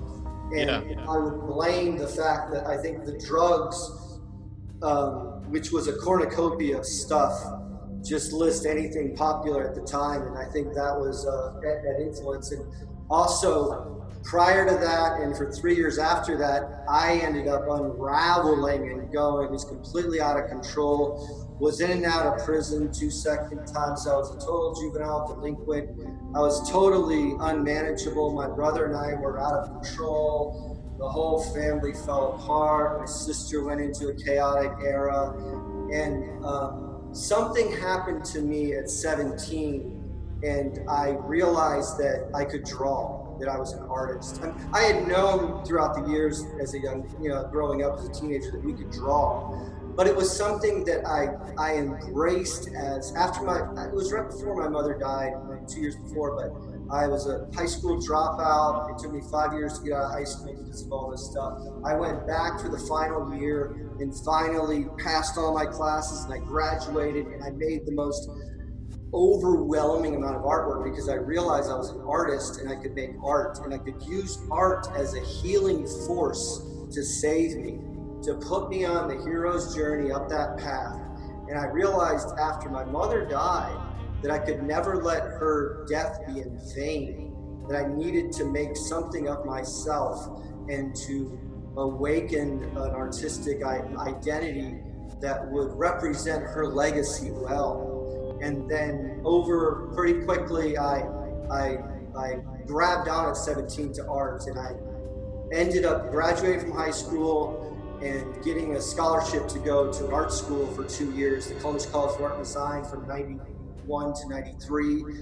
Was so fixated and in love with learning and teaching and academia and being autodidactic, and this passion had so exploded in me that I was unstoppable, and I literally got A's and A pluses, was on had a 3.8 GPA for both years, was just like a totally overachiever, loved and devoured all the teachings, really became an artist.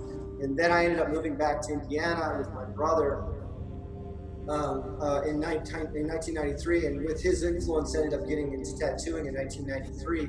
And I focused that love and that fixation and that energy into tattooing and into art and into painting. And I've literally been obsessively fixated for my entire 27-year career, like 80% on tattooing, 80% on tattooing, and 30 to 20% on manifesting art, because I didn't want my mother's trauma or that passage to go in vain. So because that experience was so traumatic and so profound and so devastating and literally decimated our family, destroyed it, we were just left to the ashes. We were just dust in the wind. In that context, I was able to ignite some fire within me to become the best artist I could possibly conjure up out of the farthest fringes of the collective ether. And I really truly believe that I would have would not be who I am. I wouldn't be Watsun Atkinsun. I wouldn't be Scry. I wouldn't be Wandering Tree. I wouldn't be, you know, the cowboy angel, to reference what I used to call my brother, or the mischief brewer, or the libertarian, you know, monkey wrencher, or iconoclastic, paradigm smashing, anti-statist rebel that I would be if it wasn't for that trauma. Yeah. So my celebration is that we should embrace our trauma. Mm-hmm. Don't be a liberal and whine about it and try to cancel somebody for it, you know? Right. Don't, you know, drop habeas corpus in a fair trial and due process and go after somebody, you know, because of whatever your trauma is. If it's actually based in real trauma and it's not like a faux trauma that, like, say, I think that's been weaponized with the radical left and stuff. It's actually a real, genuine trauma. Yeah. Real. You can turn it into something really positive and empowering to awaken the mystic warrior to start asking questions. So I started asking the same questions that you did. Big Pharma was directly at play for, you know, allowing those drugs to come into our family and manipulate us all on all kinds of different levels. And I literally blame that entire event on the big pharma drugs that came in and polluted the terrain of our family soul. And the overwhelming sentiment here for you, Greg, and for me, and for all the listeners, which I think Greg and I just discovered this by our you know, enveloping friendship and kinship here, is that we've both had trauma. He's lost a brother. I've lost a brother. Yeah.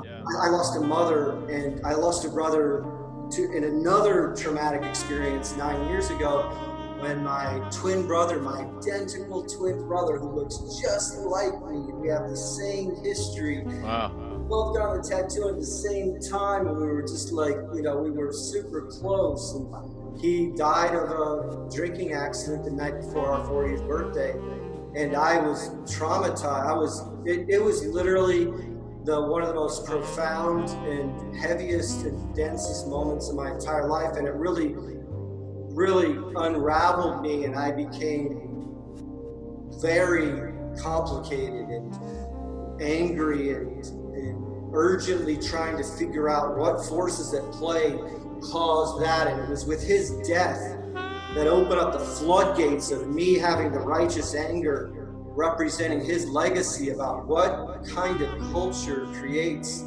those variables that caused him to be in a fast car at the witch's hour the night before our 40th birthday on a new moon, and to flip his car 12 times and die. It was the drugs that are in our culture to destroy us and to inhibit us and to cause chaos and division and turmoil and sorrow. So since that moment, everything went on hyper gear, and I started researching and dismantling everything. And in that context, I'm safe to say I could probably talk about any topic that the truth community is involved in, except for your specialty, which is cryptocurrency. And this trauma, that first trauma I had as a 14-year-old child, the other trauma I had as a literally turning 40 in the little twilight between 39 and 40 on the morning of my 40th birthday. Wow. Or the day before, so it was like one day before. Mm-hmm. That trauma was a second one, and then the third trauma, which was, again, this is a really hard topic to talk about, but I'm brave enough and had the courage to speak this truth. The third trauma was 2 years ago. I was violently assaulted and attacked in a way that I would be comparable to when I asked the ether, when I had that astral projection at age 22, does evil exist? And I got attacked by a demon. Yeah. That same energy and that same horrible, diabolical force attacked me 2 years ago with a false sexual accusations in a Me Too assault where they dropped due process and a fair trial and habeas corpus, and basically this radical left-wing, fourth wave, intersectional, delusional, insane, broken feminist wave movement came after me and said some false accusations and didn't give me the honor or the dignity to defend myself, and presented all kinds of false narratives and all kinds of really complicated elements. That what happened was that the flash mob that got behind that element didn't vet any information. They just believed all victims, and then this insane liberal white knight male feminist and radical female intersexual feminist mayhem just comes out and just like attacks you and just destroys you like this super evil dark force, and doesn't give you the honor or the dignity of habeas corpus. So if it was based in love and somebody was falsely accused, then they rightly need to be put up in front of the tribunal, and they need to be judged in a fair trial. You need to show proof, and you need to give them the ability to defend themselves. Yeah. And after you have this court proceeding, then you can you can decide whether the evidence is in their favor or not. That concept of habeas corpus was not gifted to me. That's how they weaponize the radical left in the Me Too movement.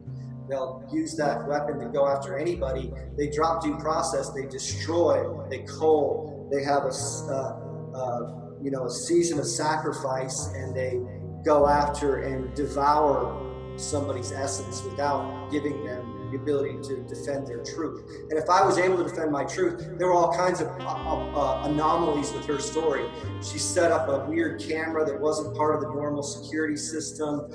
She there was a friend of mine that contacted me who was kind of part of these anonymous circles, and he had unraveled in her email that there was a huge payout about a week before, and that said that the money had to be in cash. It couldn't be digital.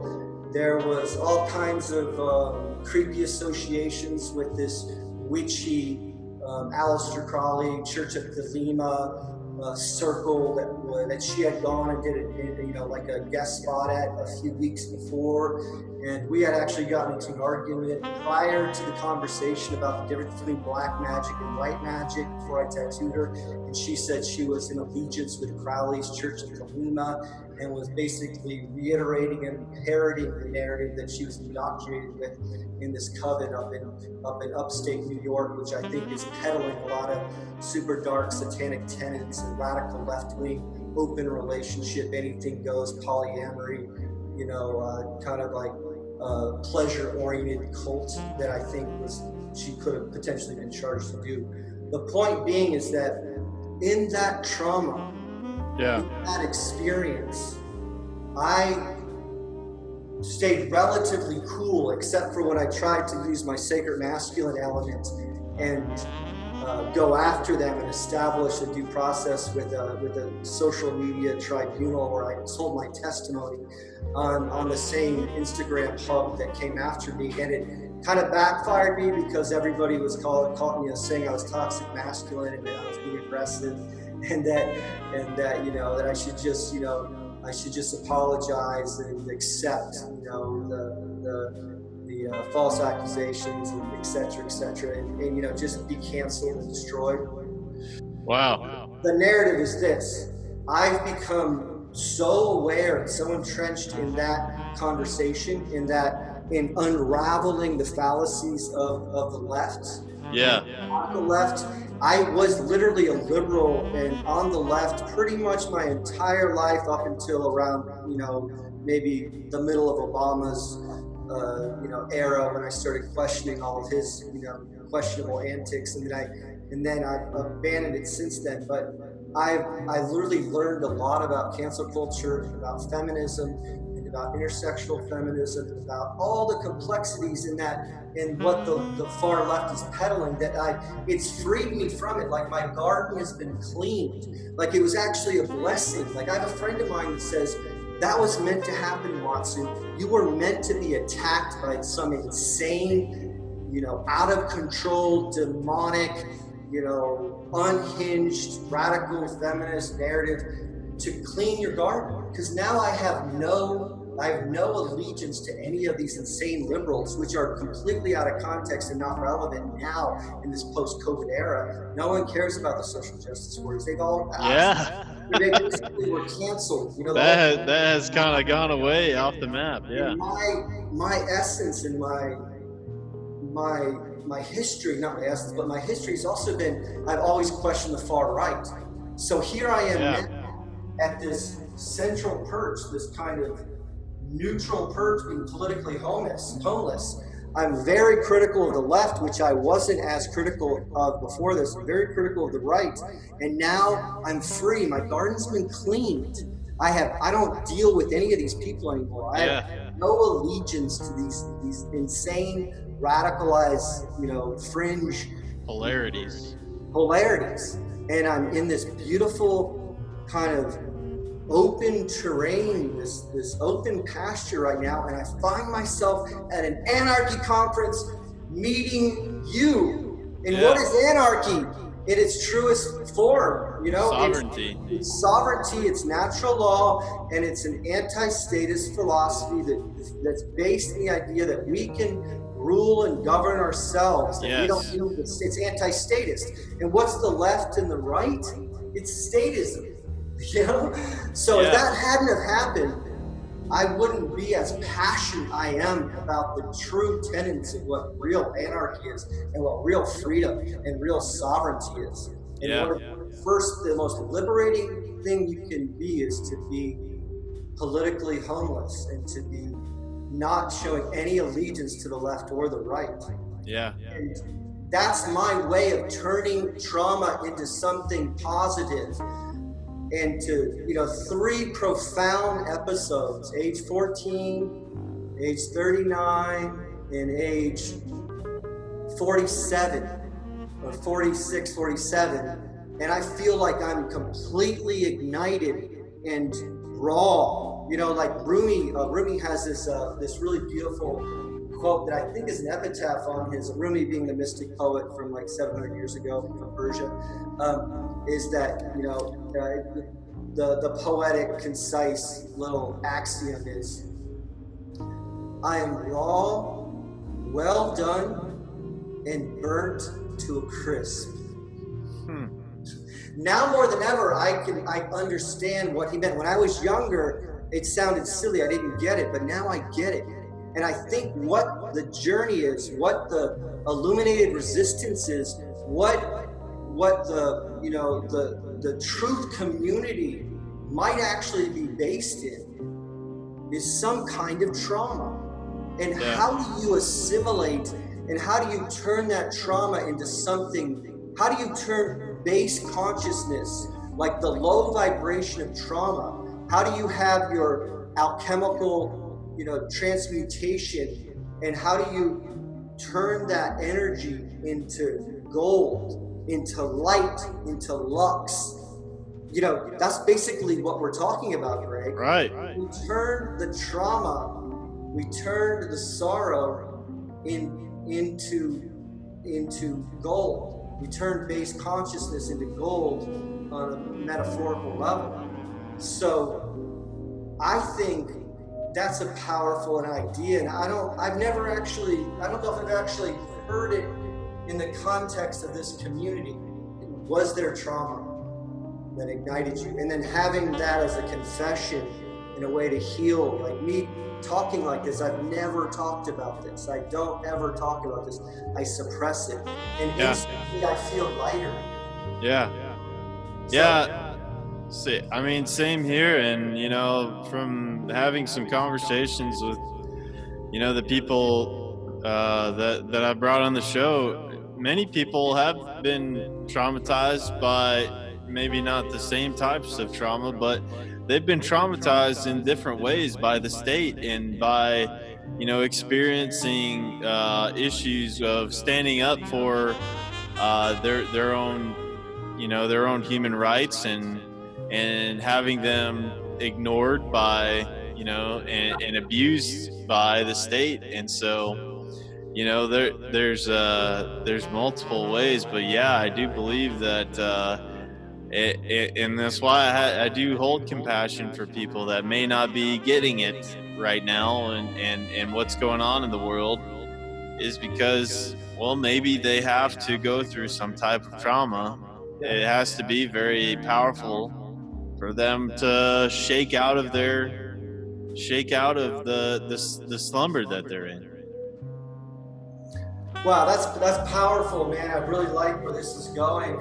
It's funny how when we first talked, we kind of, gave a little rough outline about maybe what we were going to attempt to talk about, and then our beings just ended up unraveling this idea and sharing our stories that in trauma is an awakening, and in that awakening is a call to mystical arms, and in that being charged to imbue and to embrace the transcendental sacred masculine and this alchemical marriage of these true ancient primordial forces. Like, I really think that the illuminated resistance, or that this maybe the long lineage of what it meant to be a spiritual warrior, or a warrior who's devoted to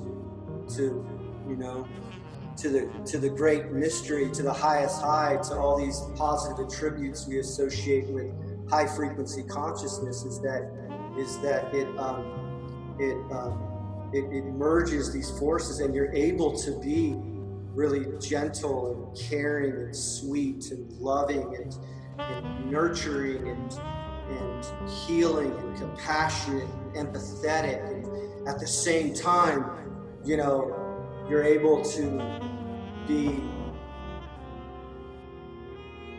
on an opposite way when it comes to protecting all the goodness that we love in life. Right. All that infinite ocean of logos and the breath of creation that the sacred warrior, the sacred masculine, not that there's not the feminine undertones in that is care, love, nurture, and those beautiful feminine archetypes that we are so connected to, and that in that space you can go forward to the front lines, and you can talk about COVID-19 '84. You can talk about germ theory versus terrain theory. You can break down the difference between heliocentrism and geocentrism and have a conversation about our cosmology. You can dismantle and go after, the geoengineering and directed energy weapons and disaster capitalism, and you can critically look at social engineering and cultural anthropology that's designed to manipulate and create social movements, and these manufactured fake, hippie movements and the 60s revolution and a lot of the punk rock scene and the new wave scene and the hip hop scene and all these other scenes, and the drug scene and the party culture and the Tinder culture and being doped up on Netflix and mainlining GMOs and junk food and all kinds of neurotoxin inhibitors and slinging big pharma scripts and smoking your Frankenweed and partying like you think it's, like there's going to be tomorrow. YOLO lifestyle, like this kind of debased, what I call pleasure cult, that's not based in morality or ethics, or doesn't have a sense of what natural law is or what it means to be a spiritual being, because what they've also done is they've weaponized atheism, and they've weaponized nihilism, and they've weaponized the existential crisis that most young kids and young adults and people are imbued with. And all of this stuff is part of the fascinating research community of the sacred masculine that wants to know the darkness afoot. So let's take this one step. Let's go into this, into the topical era now. We talked about how our trauma ignited it. We had the nice, amazing conversation about the in the first hour about all these hyperdimensional sub-realities, two forces at play between love and light and all that stuff. We brought it up into this modern context. We've actually accepted that our trauma has been a gift. It's ignited us. Yeah. We're on the front lines now, and we're not scared. We're fearless. So with that context, I think it might be interesting to maybe bring up the very pressing zeitgeist of this moment in time right now with this COVID-1984 agenda. Yeah, I think it's really important to look at this and to say what's going on here is, the wool's being pulled over a lot of people's eyes on this, in my opinion, and been tumbling down the rabbit hole myself here, looking into the information between germ theory and terrain theory. And one of the big things that I discovered on this path here, and in a lot of the information that I've been looking through, is that what's being presented in front of everybody's faces is this picture of a virus, of what they're claiming to be coronavirus, and a CGI cartoon. Yeah, and it's Saturday morning cartoons. And it's related to the expression of human exosomes in the body, which help you to expel toxins from the environment. And so every time I see this image, I'm just like, wow. in essence, to kind of maybe spin a yarn or to present a general philosophical terrain, to use that word, to our listeners about, I think what's exciting about this moment in time is that, and anytime these big psychological operations, these psyops, these agendas are rolled out, there's a certain sub-community of people, part of this, this truth community, that are already ready to research and to try to vet the information and put the truth up in front of the tribunal and give it habeas corpus in a fair trial. So we're not liberals on the left who are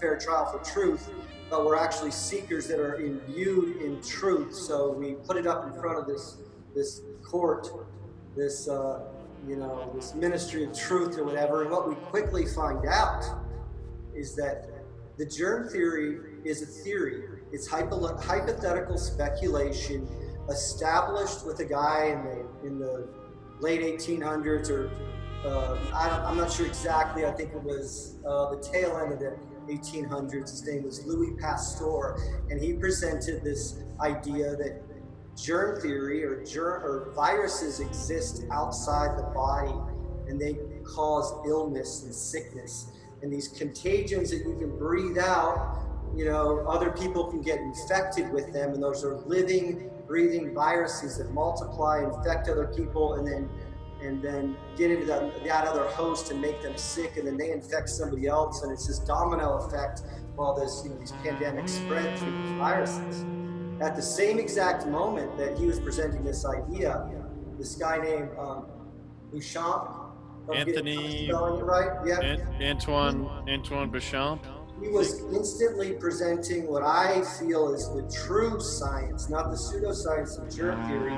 He was presenting this idea of terrain theory, that the body is actually so intelligent and so smart and so divine and so transcendental and so inexplicably intelligent beyond comprehension, beyond language, that the body actually manufactures viruses and releases solvents around a toxic particulate and creates a virus, or a solvent around it, hence a virus, to cleanse and heal the body from a toxic terrain or a toxic environment. So viruses aren't a bad thing. They're actually a really good thing.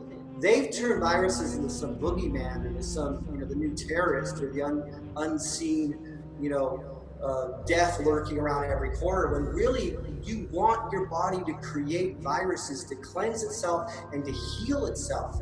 And theory actually goes as far as saying that viruses, in the context that germ theory says, like contagions that actually can manifest and grow and multiply and infect, hundreds of thousands of hosts and create like a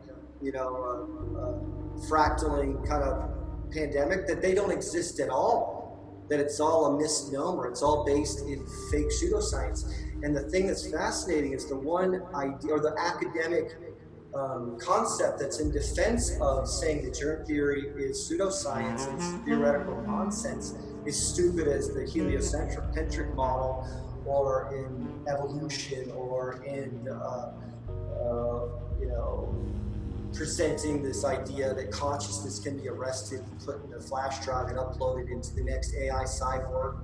Like just these ridiculous notions that, at close scrutiny fall apart, is that in this idea, in this really amazing concept, it's called Koch's postulates, which is this idea from a virologist at the time that said, if the germ theory is correct, then we need to establish a certain criteria to prove that it exists.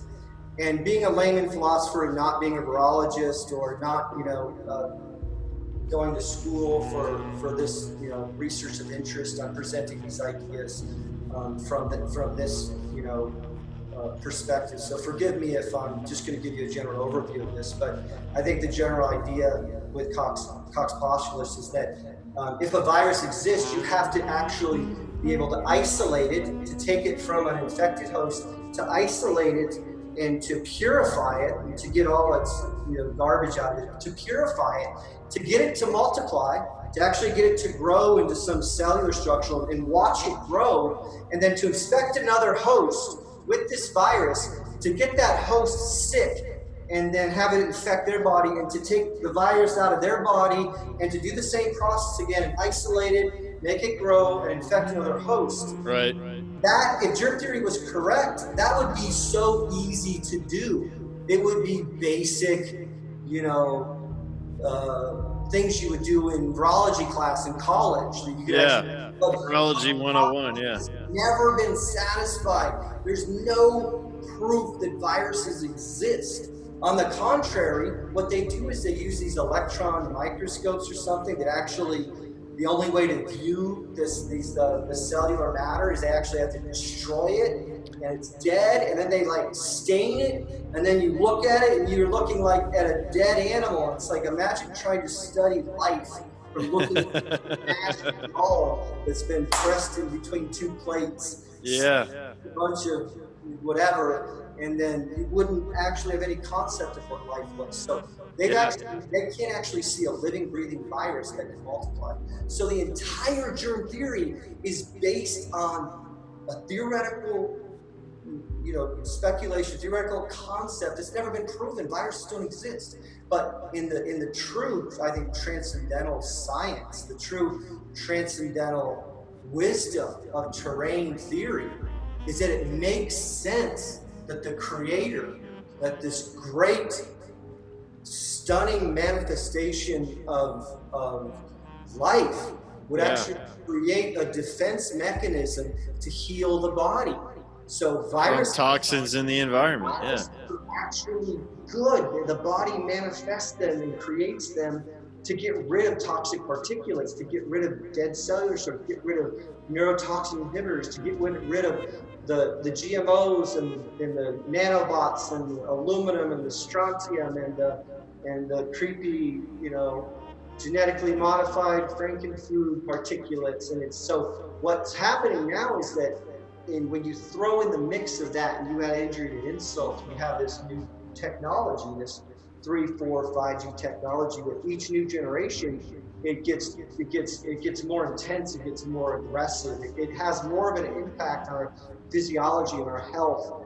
And so what's happening now is that not only are we getting hit with all of these toxic particulates, with all these neurotoxin inhibitors in our water, we're breathing them in for the geoengineering, we're smoking them with our frankenweed that Monsanto's going to weaponize and make available at your every gas station street corner as they legalize their frankenweed, that we're taking in all kinds of junk food and partying and this and that, and then media and TV and screen addiction and Wi-Fi, radioactive bombardment. We're literally living in a really toxic environment where our bodies are being assaulted on all fronts. It's a slow kill eugenics campaign that we've been researching and talking about for years. We're in the midst of a eugenics agenda to make us unhealthy. And what happens in terrain theory when you're unhealthy?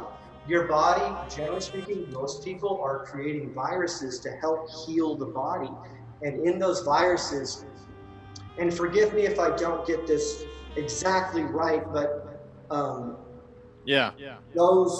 this is based on researching and a lot of some of my other heroes, between like David Crow, Amanda Vollmer, Dr. John Bierman, Andrew Kaufman, some of these other cool researchers, Dr. Lando, etc. There's all these doctors that are coming out talking about these ideas. And so one of the ideas is that the body creates and manifests these exosomes that are a byproduct of the viral overload. The toxic terrain, the terrain of the body is overloaded. So it's working a lot, dealing with trying to cleanse the body, because that's what the body is naturally charged to do.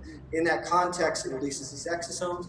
The false positive test that the COVID-19 hoax is pushing and peddling is actually looking and searching for exosomes. I think it's one of the main things that they're looking for. Everyone's looking for exosomes. It doesn't matter what sickness you have. You could just be slightly you're going to release exosomes. You're going to go into the hospital and they're going to be like, oh, you have COVID. It's like, no, I don't. Common flu, or I just have a headache, or I just detoxing from last week of partying, or some junk food I ate the other night.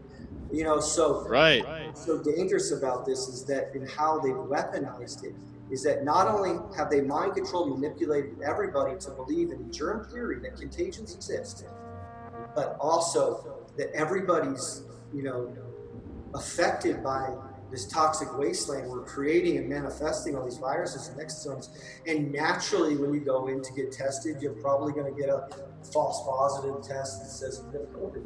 You just need to cleanse. You need to go on a fast. You need to drink some water and eat raw foods. You need to give the body a break and recalibrate. You need to rest for a week and drink distilled waters and go lay in the sun and heal yourself. Don't go to these doctors and get vaccinated and get a bunch of drugs that are just going to make your terrain sicker, and they're actually going to kill you. Well, and I think that's really the big agenda here, is to get everybody to take some proposed vaccine that who knows what they're going to put in this thing, but to mandatorily make it so that you have to take this vaccine, or else you're not going to be able to function in society. Whether that means you have to take this before you can return to work in whatever work capacity that you're in, dealing with the public, or if you're going to travel somewhere, you may need to have some vaccine certificate or something like that. So frustrating. Yeah. Really frustrating. I do think that if we, you just have to not consent. Yeah. I think what's so complicated right now is I think the darkness and this agenda, this fake germ theory, this fake virus, this COVID 1984, these vaccines, the 5G technocracy, the Internet of Things, artificial intelligence, this. A lot of these agendas, I feel, in the spirit of this broader conversation, are based on a really, really dark, ancient, evil force. And the things that manifest this darkness in this realm can only come from pure evil. Like a lot of times over the year, I've asked, what manifests evil? And my only resolution and conviction is that it's coming from this other realm, and it's manifesting in us to create chaos and disorder and fear and stress and separation and sorrow, because they feed off of our energy. Years ago, there was this concept that was being presented by a few researchers about the archons, and the idea that they were this ancient dark force that would latch onto your body conscious like some kind of succubus energy, and they could manifest. Some of the larger controllers in the ancient bloodlines would basically take over these the elite circles and stuff are actually controlled by this dark energy, and it's manifesting all these activities in this chessboard. So all these super evil, diabolical psychopaths at the helm probably have a dark entity or some kind of energy field from this ancient army of darkness that are latched onto them. And it's in that context that you cannot feed them with fear and with pain and with sorrow. You have to rise above and be a warrior and be like, I've had trauma, I've experienced trauma, and that trauma was gifted to me so that I could not be scared to fight for truth and to fight for love and to give us hope for humanity. And I think that that's one of the things that's so powerful about the antithesis or the healing or the antidote for hope at this time, is that we all have to rise up and go to the front lines and be brave and have courage and speak our truth, but speak your truth from a place of love. Resonate in your heart chakra, resonate in your crown, resonate in logos, channel that kundalini energy from the creator and go up against the darkness with no fear. And I think that's kind of where I'm at. I've had a pretty intense, amazing life. I'm almost 50 and to be 50 next year. I'm not as afraid to die because I've lived a pretty intense, heroic, joyful, tragic, life. And but I can't imagine, and I don't mind dying. Like, I actually believe I want to die with love in my heart and with truth, in my sword, and with love in my shield. And I know when I die, I'm going to go back to the source. But for a young person, it's hard to because I think young people are going to feel cheated. Like, I haven't even lived my life. I haven't even had a family. I don't know what it's like to have a beautiful lover and to raise kids and to have a family and to make art and to be a poet, a musician, a carpenter, a philosopher, and a mystic. Like, I don't, I want to experience that. It's not fair that we have to deal with this threat. And with young people, I don't know what to say because the writing on the wall looks really bleak. It looks pretty dark. This police state is coming very fast, and this technocratic lockdown and this Internet of Things and the rise of AI and this weaponized Wi-Fi technology that's being booted up on every street corner really reminds me and is reminiscent of the Tartarian narrative. The Tartarian conversation is this traumatic, kind of sad but glorious unveiling or de-occulting idea that only 150 to 200 years ago, the entire northern hemisphere was based on was literally completely covered the entire northern hemisphere, all of North America, northern South America, all the way through Europe and Russia, all the way to the Orient and stuff. This beautiful Tartarian culture that had this universal architecture, this Greco-Roman architecture, for lack of a better word, and built this unbelievable cities with star forts and these cymatic, resonant structures with antiquitech all over them, and appear to have been extracting energy from the ether. And they were all overwhelmingly built with really huge doors and huge rooms to suggest that they were maybe built by people with a larger physique than us, the AKA giants narrative that the Smithsonian Institute covered up and suppressed, the turn of the century. And that only 150 to 200 years ago was this beautiful Tartarian empire that was somehow taken down with this anomalous mud flood event that appears to have covered all of these buildings with like 9 to 15 feet of soil and some kind of effect with liquefaction. We're not really sure if it was a natural event connected to solar resets with the solar minimum that some people are talking about now, that recycles every 200 to 400 years, or if it was a weaponized directed energy weapon that caused the liquefaction or the earthquakes, the vibration that caused all that earth to turn to liquid to flood through all these cities. And then the idea is this: the mud flood phenomenon overwhelmingly suggests that there was a cover-up of some traumatic natural disaster, earth turning to liquid and flooding the bases of all these beautiful old buildings.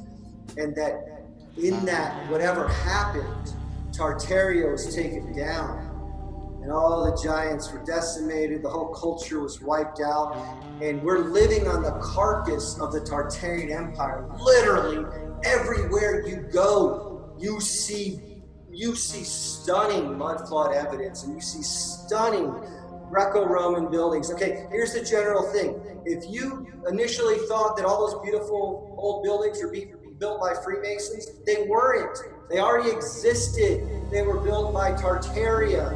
And that here we are now being brainwashed to think that the fucking Freemasons built them, and that they spun this entirely convoluted, complex, fake fiction around our historical timeline, which goes into Anatoly Fomenko's work with History Factor Fiction, which suggests that that 1,000 years of fake history was added to the timeline, and there's all these anomalies with all the primary research, and there's all this that kind of opened up the floodgates to suggest that history was fabricated and faked. And if you actually dig down into the primary documents, it's basically all facsimiles written by Jesuit priests that were probably charged to write a fake narrative about the culture they just destroyed as they reboot and create this postmodern nightmare that we're involved in right now. That's basically, I think, based in a really darkness that's been pushing a lot of these super evil agendas since the downfall of Tartaria. And now we're living at the apex and the grand finale of the potential end of this 200-year reign, as the next solar minimum goes down and the sun loses its activity, and maybe there's going to be some electromagnetic plasma discharge that's going to cause another reset. And in that context, they might take advantage of the situation and use this new technology, this military grade 5G technology, this 60 gigahertz weaponized tech, basically use it to help coal us and to make us sick and to create this fake pandemic with all this toxic particulates destroying our our terrain and causing us to be sick, and they're going to blame it all on COVID. And when there's this big pandemic and this fake panicdemic, they're also going to turn up the 5G, and that's going to make everyone even sicker because the body's going to be on hyperdrive trying to like heal itself, and it's going to be going into shock, and basically it's going to be a big kill off. And on the next reset might be, this is again, I should say again, but this is the worst case scenario, the darkest, most dystopian end times narrative is that they're going to use all this manipulation and all this fake COVID and this fake, germ theory, and they're going to blame it on the theory, but really it's the tech. And everyone's going to be, it's like a big cover story as the magician's moving his hand, and his other hand is, doing the trick kind of thing. Yeah. That the next post 20th century era might be the rise of artificial intelligence and AI, the Internet of Things, and that all of the writing on the wall right now overwhelmingly suggests that AI is going to be on the rise, the singularity is going to happen. All the science is focused and revolving and romanticizing this idea that, that they can arrest consciousness and boot it up into the AI. They basically tried to use an old, magical technique of getting you to consent to the agenda. So they're manipulating everyone into being atheists, being nihilists, being pleasure seekers, and to appeal to the scientism, the science priest class of the pseudoscience of all this quantum physics, superstring theory, and the reductionist, materialistic, atheist, Big Bang, heliocentric evolution model that's basically pushing super dark, I think, evil agendas of being anti-God and anti-spirit and anti-love, and it's severing us from the source so that they can get most of those far lefty, liberal, and atheist and agnostic and debased culture to appeal to the authority of science as we herald in artificial intelligence because they're promising eternal life. They're going to be able to arrest your consciousness and put it in a flash drive, and all of a sudden you're going to be booted up into a cyborg AI, and you're going to be living in a Black Mirror episode, and you're going to have immortality. It's a lie, it's a misnomer, it's a deception, it's a black magic hex based in solipsism and false narratives and logical fallacies and deception and in hate and manipulation and in destruction of the soul and severing your connection to the source and to God.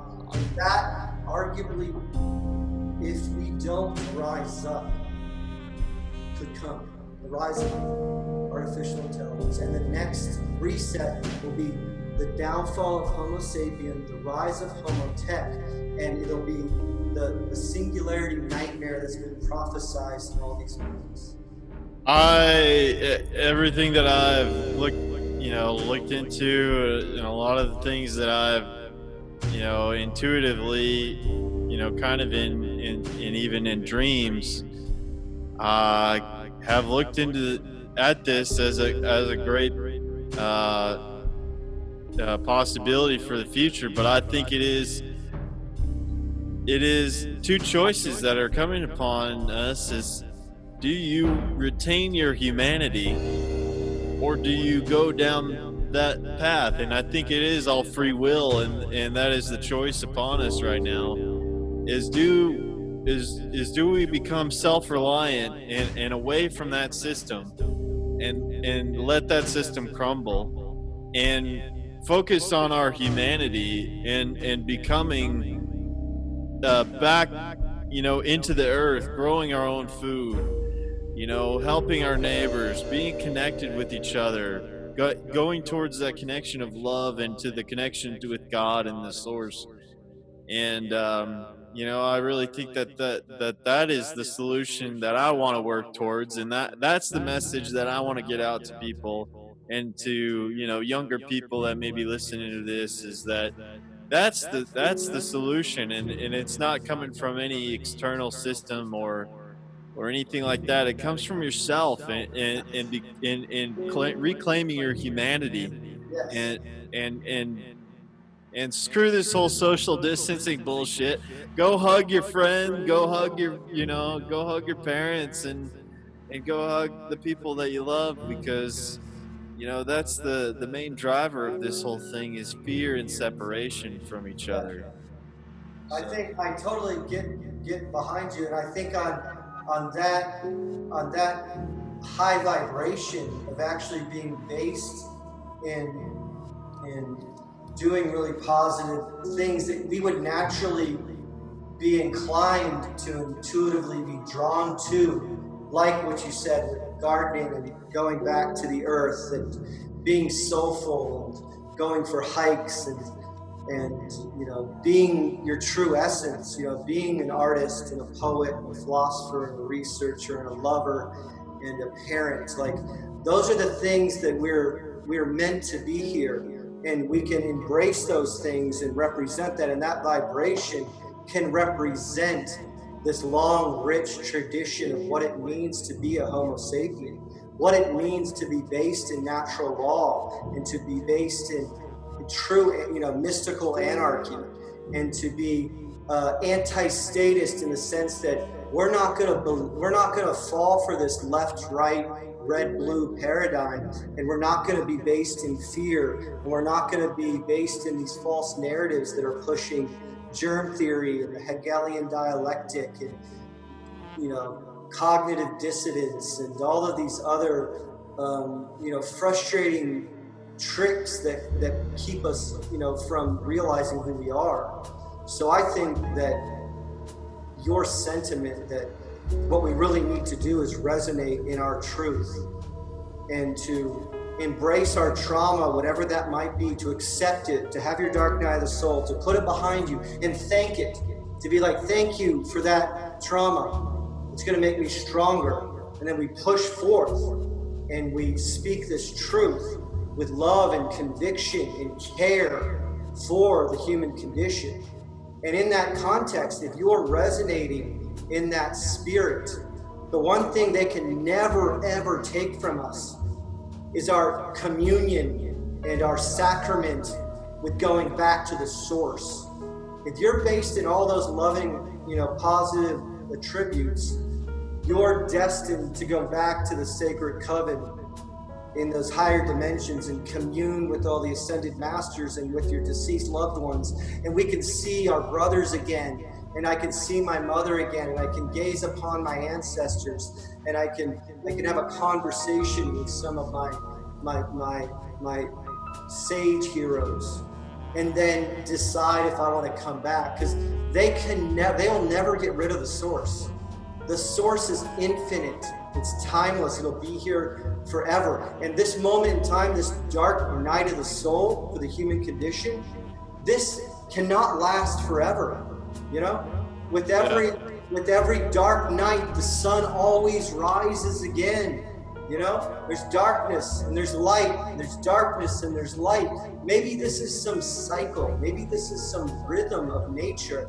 And the darkness rises up and then gets taken down, and the light rises up, gets taken down, and we go through these cycles, this battle. And I really think that Tartaria probably reigned for about 1,000 years, and it's probably connected to all the other ancient monolithic structures with the pyramids and the ley lines and all of the other beautiful, you know, pictograms and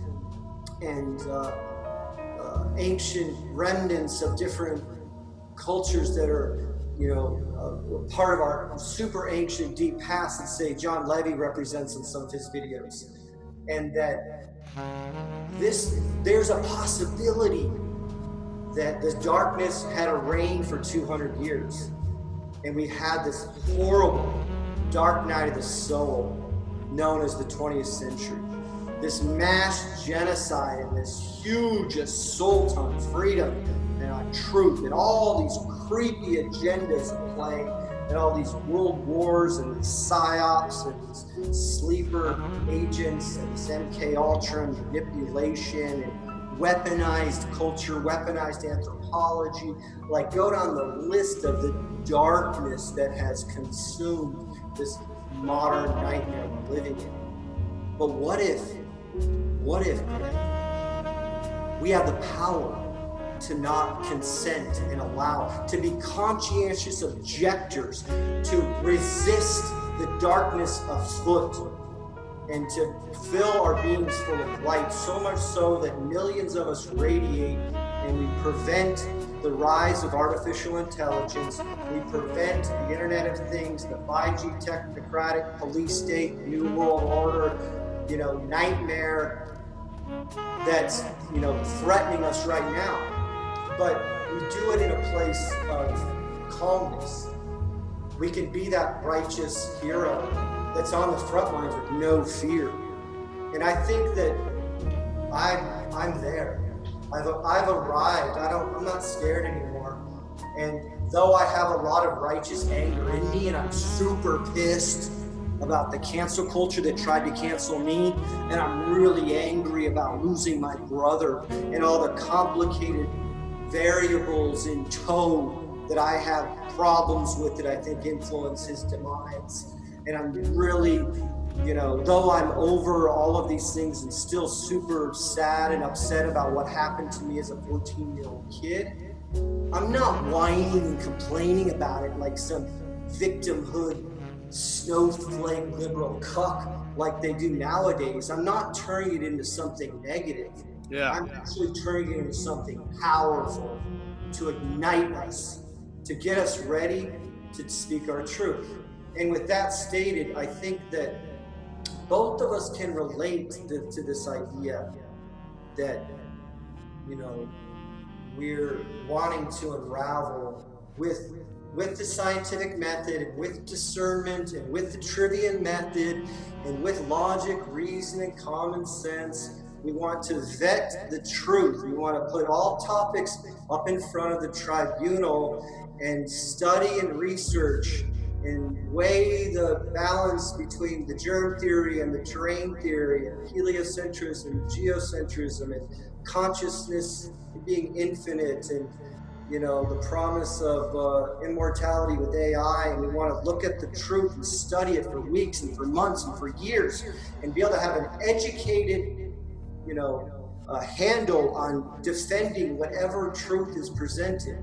And I think overwhelmingly the truth that I'm based in is based in logos and love and care. And all those truths overwhelmingly suggest that the terrain theory is the real theory, that the Tartarian Empire is a real narrative, a real historical overtone that's been taken from us and hidden from us, and we need to study and research and embrace and learn from the glory of Tartaria. That consciousness is a creation, a metaphysical, transcendental creation that's beyond comprehension. It transcends all knowledge. It goes into the farthest hinterland of Gnostic wisdom, which so beyond comprehension we will never even get a handle on what consciousness is, opposed to saying consciousness can be turned into ones and zeros and put on a hard drive, like the conversation between consciousness and AI, etc., etc., etc., etc. We can use this discernment and this ability to think and to unravel truth because of what happened with our trauma, and when we started asking questions about why our brothers died at a young age, and why we experience certain moments in time or certain trauma. There's lessons to be learned, and you can turn trauma into joy. And you can absolutely. And to not allow, my mother's passing or my brother's passing or your brother's passing or anyone's death to be in vain. It ignites you and puts you on your path up that ascensionist mountain, back to God, while you're slaying dragons and exposing the darkness afoot that's trying to take you down. So we hell yeah. We need to have the freedom to talk about all these topics, especially now. I think the number one thing everyone needs to go after and talk about is unraveling the fallacies in germ theory, and to support and learn about terrain theory, so that we can be empowered by the fact that we have the free will and we have the ability to control our own health. A virus isn't going to make us sick. We're only going to get sick if we, have a terrain narrative. And with that minded, don't mind the cigarette. I know that looks a little I like to smoke on occasion. It is my one vice, but forgive me for that. So, a cigarette, for instance. Yeah. This isn't even lit. It went out. But I'm choosing to have a cigarette. But I know that there's stuff in there that's affecting my terrain, that's making me sicker. I didn't think about this critically until this whole conversation happened about the COVID-1984 hoax. And then I started unraveling this conversation, this 150-year debate about germ theory versus terrain theory. And I realized, I'm actually participating in putting toxins into my body, making me sicker when I'm, using drugs or partying or eating junk food or smoking cigarettes or whatever it is. That's why I went through the last, just about, a few days ago, I finished a 2-week fast. And I just drank liquids and like a soup, a really liquid fast diet for 2 weeks. And it was phenomenal. It was absolutely empowering. I lost 10 pounds, got really connected to my spirit, to my sense of self. And the one vice I'm attempting to eventually I'd like to quit is my occasional cigarette smoking. But I think now we're all human, man. Yeah. So, man, Watson, man, I really appreciate you coming on and talking with me. And it's been such a enlightening conversation here. And so we're wrapping up on the end of the second hour, and just want to leave you with whatever final words or final things that you want to leave with the audience, and we'll wrap it up. Awesome. Well, man, I really wanted to thank you for the opportunity to have this conversation. I think that that's one of the things that we need to do, is to have the platonic dialogue around the campfire. We need to be able to talk about life, and we need to be philosophers and mystics and poets and intellectuals and academics, and we need to talk about all of these cool topics. Like, there's so much to talk about. There was a Nietzsche quote that I read years ago, and though I don't believe in existentialism anymore, and I was definitely influenced by the existential crisis, and I fell into that nihilistic kind of darkness in the 90s. I've recovered from that, and I don't believe in that type of mindset anymore. But the idea was this, there are elements of Nietzsche that are powerful, obviously. Yeah, everybody's got something to some good in what they're saying, for sure. He had this really cool quote that it basically said, "Isn't life 1,000 times too short to ever experience boredom?"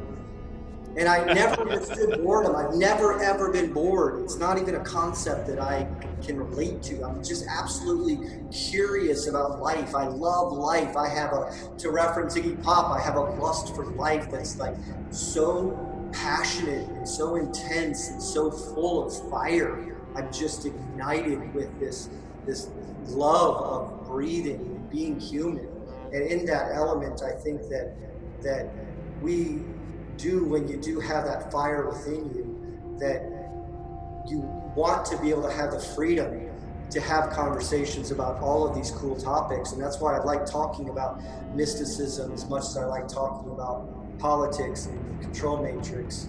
It's these two forces at play that I think are very important to talk about. And half my identity is based in spirit, and the other half's based in matter. And I'm here downloaded into this avatar body for this transient moment in time. and I'm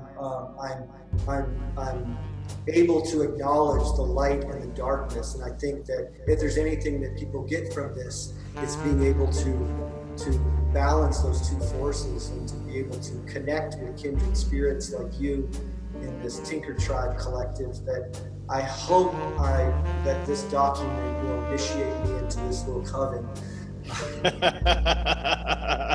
You're in, brother. You're in. If there's any other hazing, that goes on,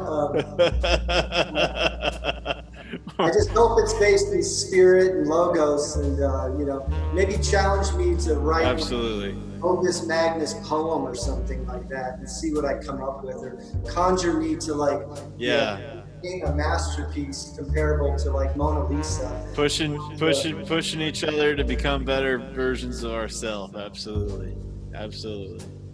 But yeah, on that note, it's been a really great journey, and I think we're going to be friends forever. Yeah, and, man. I can't wait to keep the narrative going, and maybe if you'd like to have me around, we could do this every few months or something. I'd love to have more conversations with you, Watson, man. It's been just a really, really enjoyable conversation, and really thank you for taking your time to come on and talk with me and be a part of the Tinker Tribe and the podcast, and get your words out there and speak your mind. So, well, when I think of you, I'll think of you in my heart, and I'll think of you with love and the truth. And with that, when I think of you, I'll smile, and then I'll get my phone and I'll call you up, and we'll keep the conversation going. And since I don't live too far from you, I'm starting this new era of being a traveling tattooist, a traveling artist, and I'm kind of retire or like letting go and putting a lot of my stuff in deep storage, and then just hitting the road. So I'd love to come to Alabama, or you might be, and hang out, since you're just across the plain from me. You're welcome anytime, brother. So maybe the next interview will be us sitting together outside under the firmament, and we can have a nice campfire sessions as we have a conversation. That'd be great. That's my intention. That's my vision. That'll be great. That'll be awesome. You're welcome anytime, man. So we'll be staying in touch, and thanks again for coming on and talking with me. It's been an absolute honor. So thank you, Greg. That was beautiful, man. Yeah, thank you. Thank you, brother.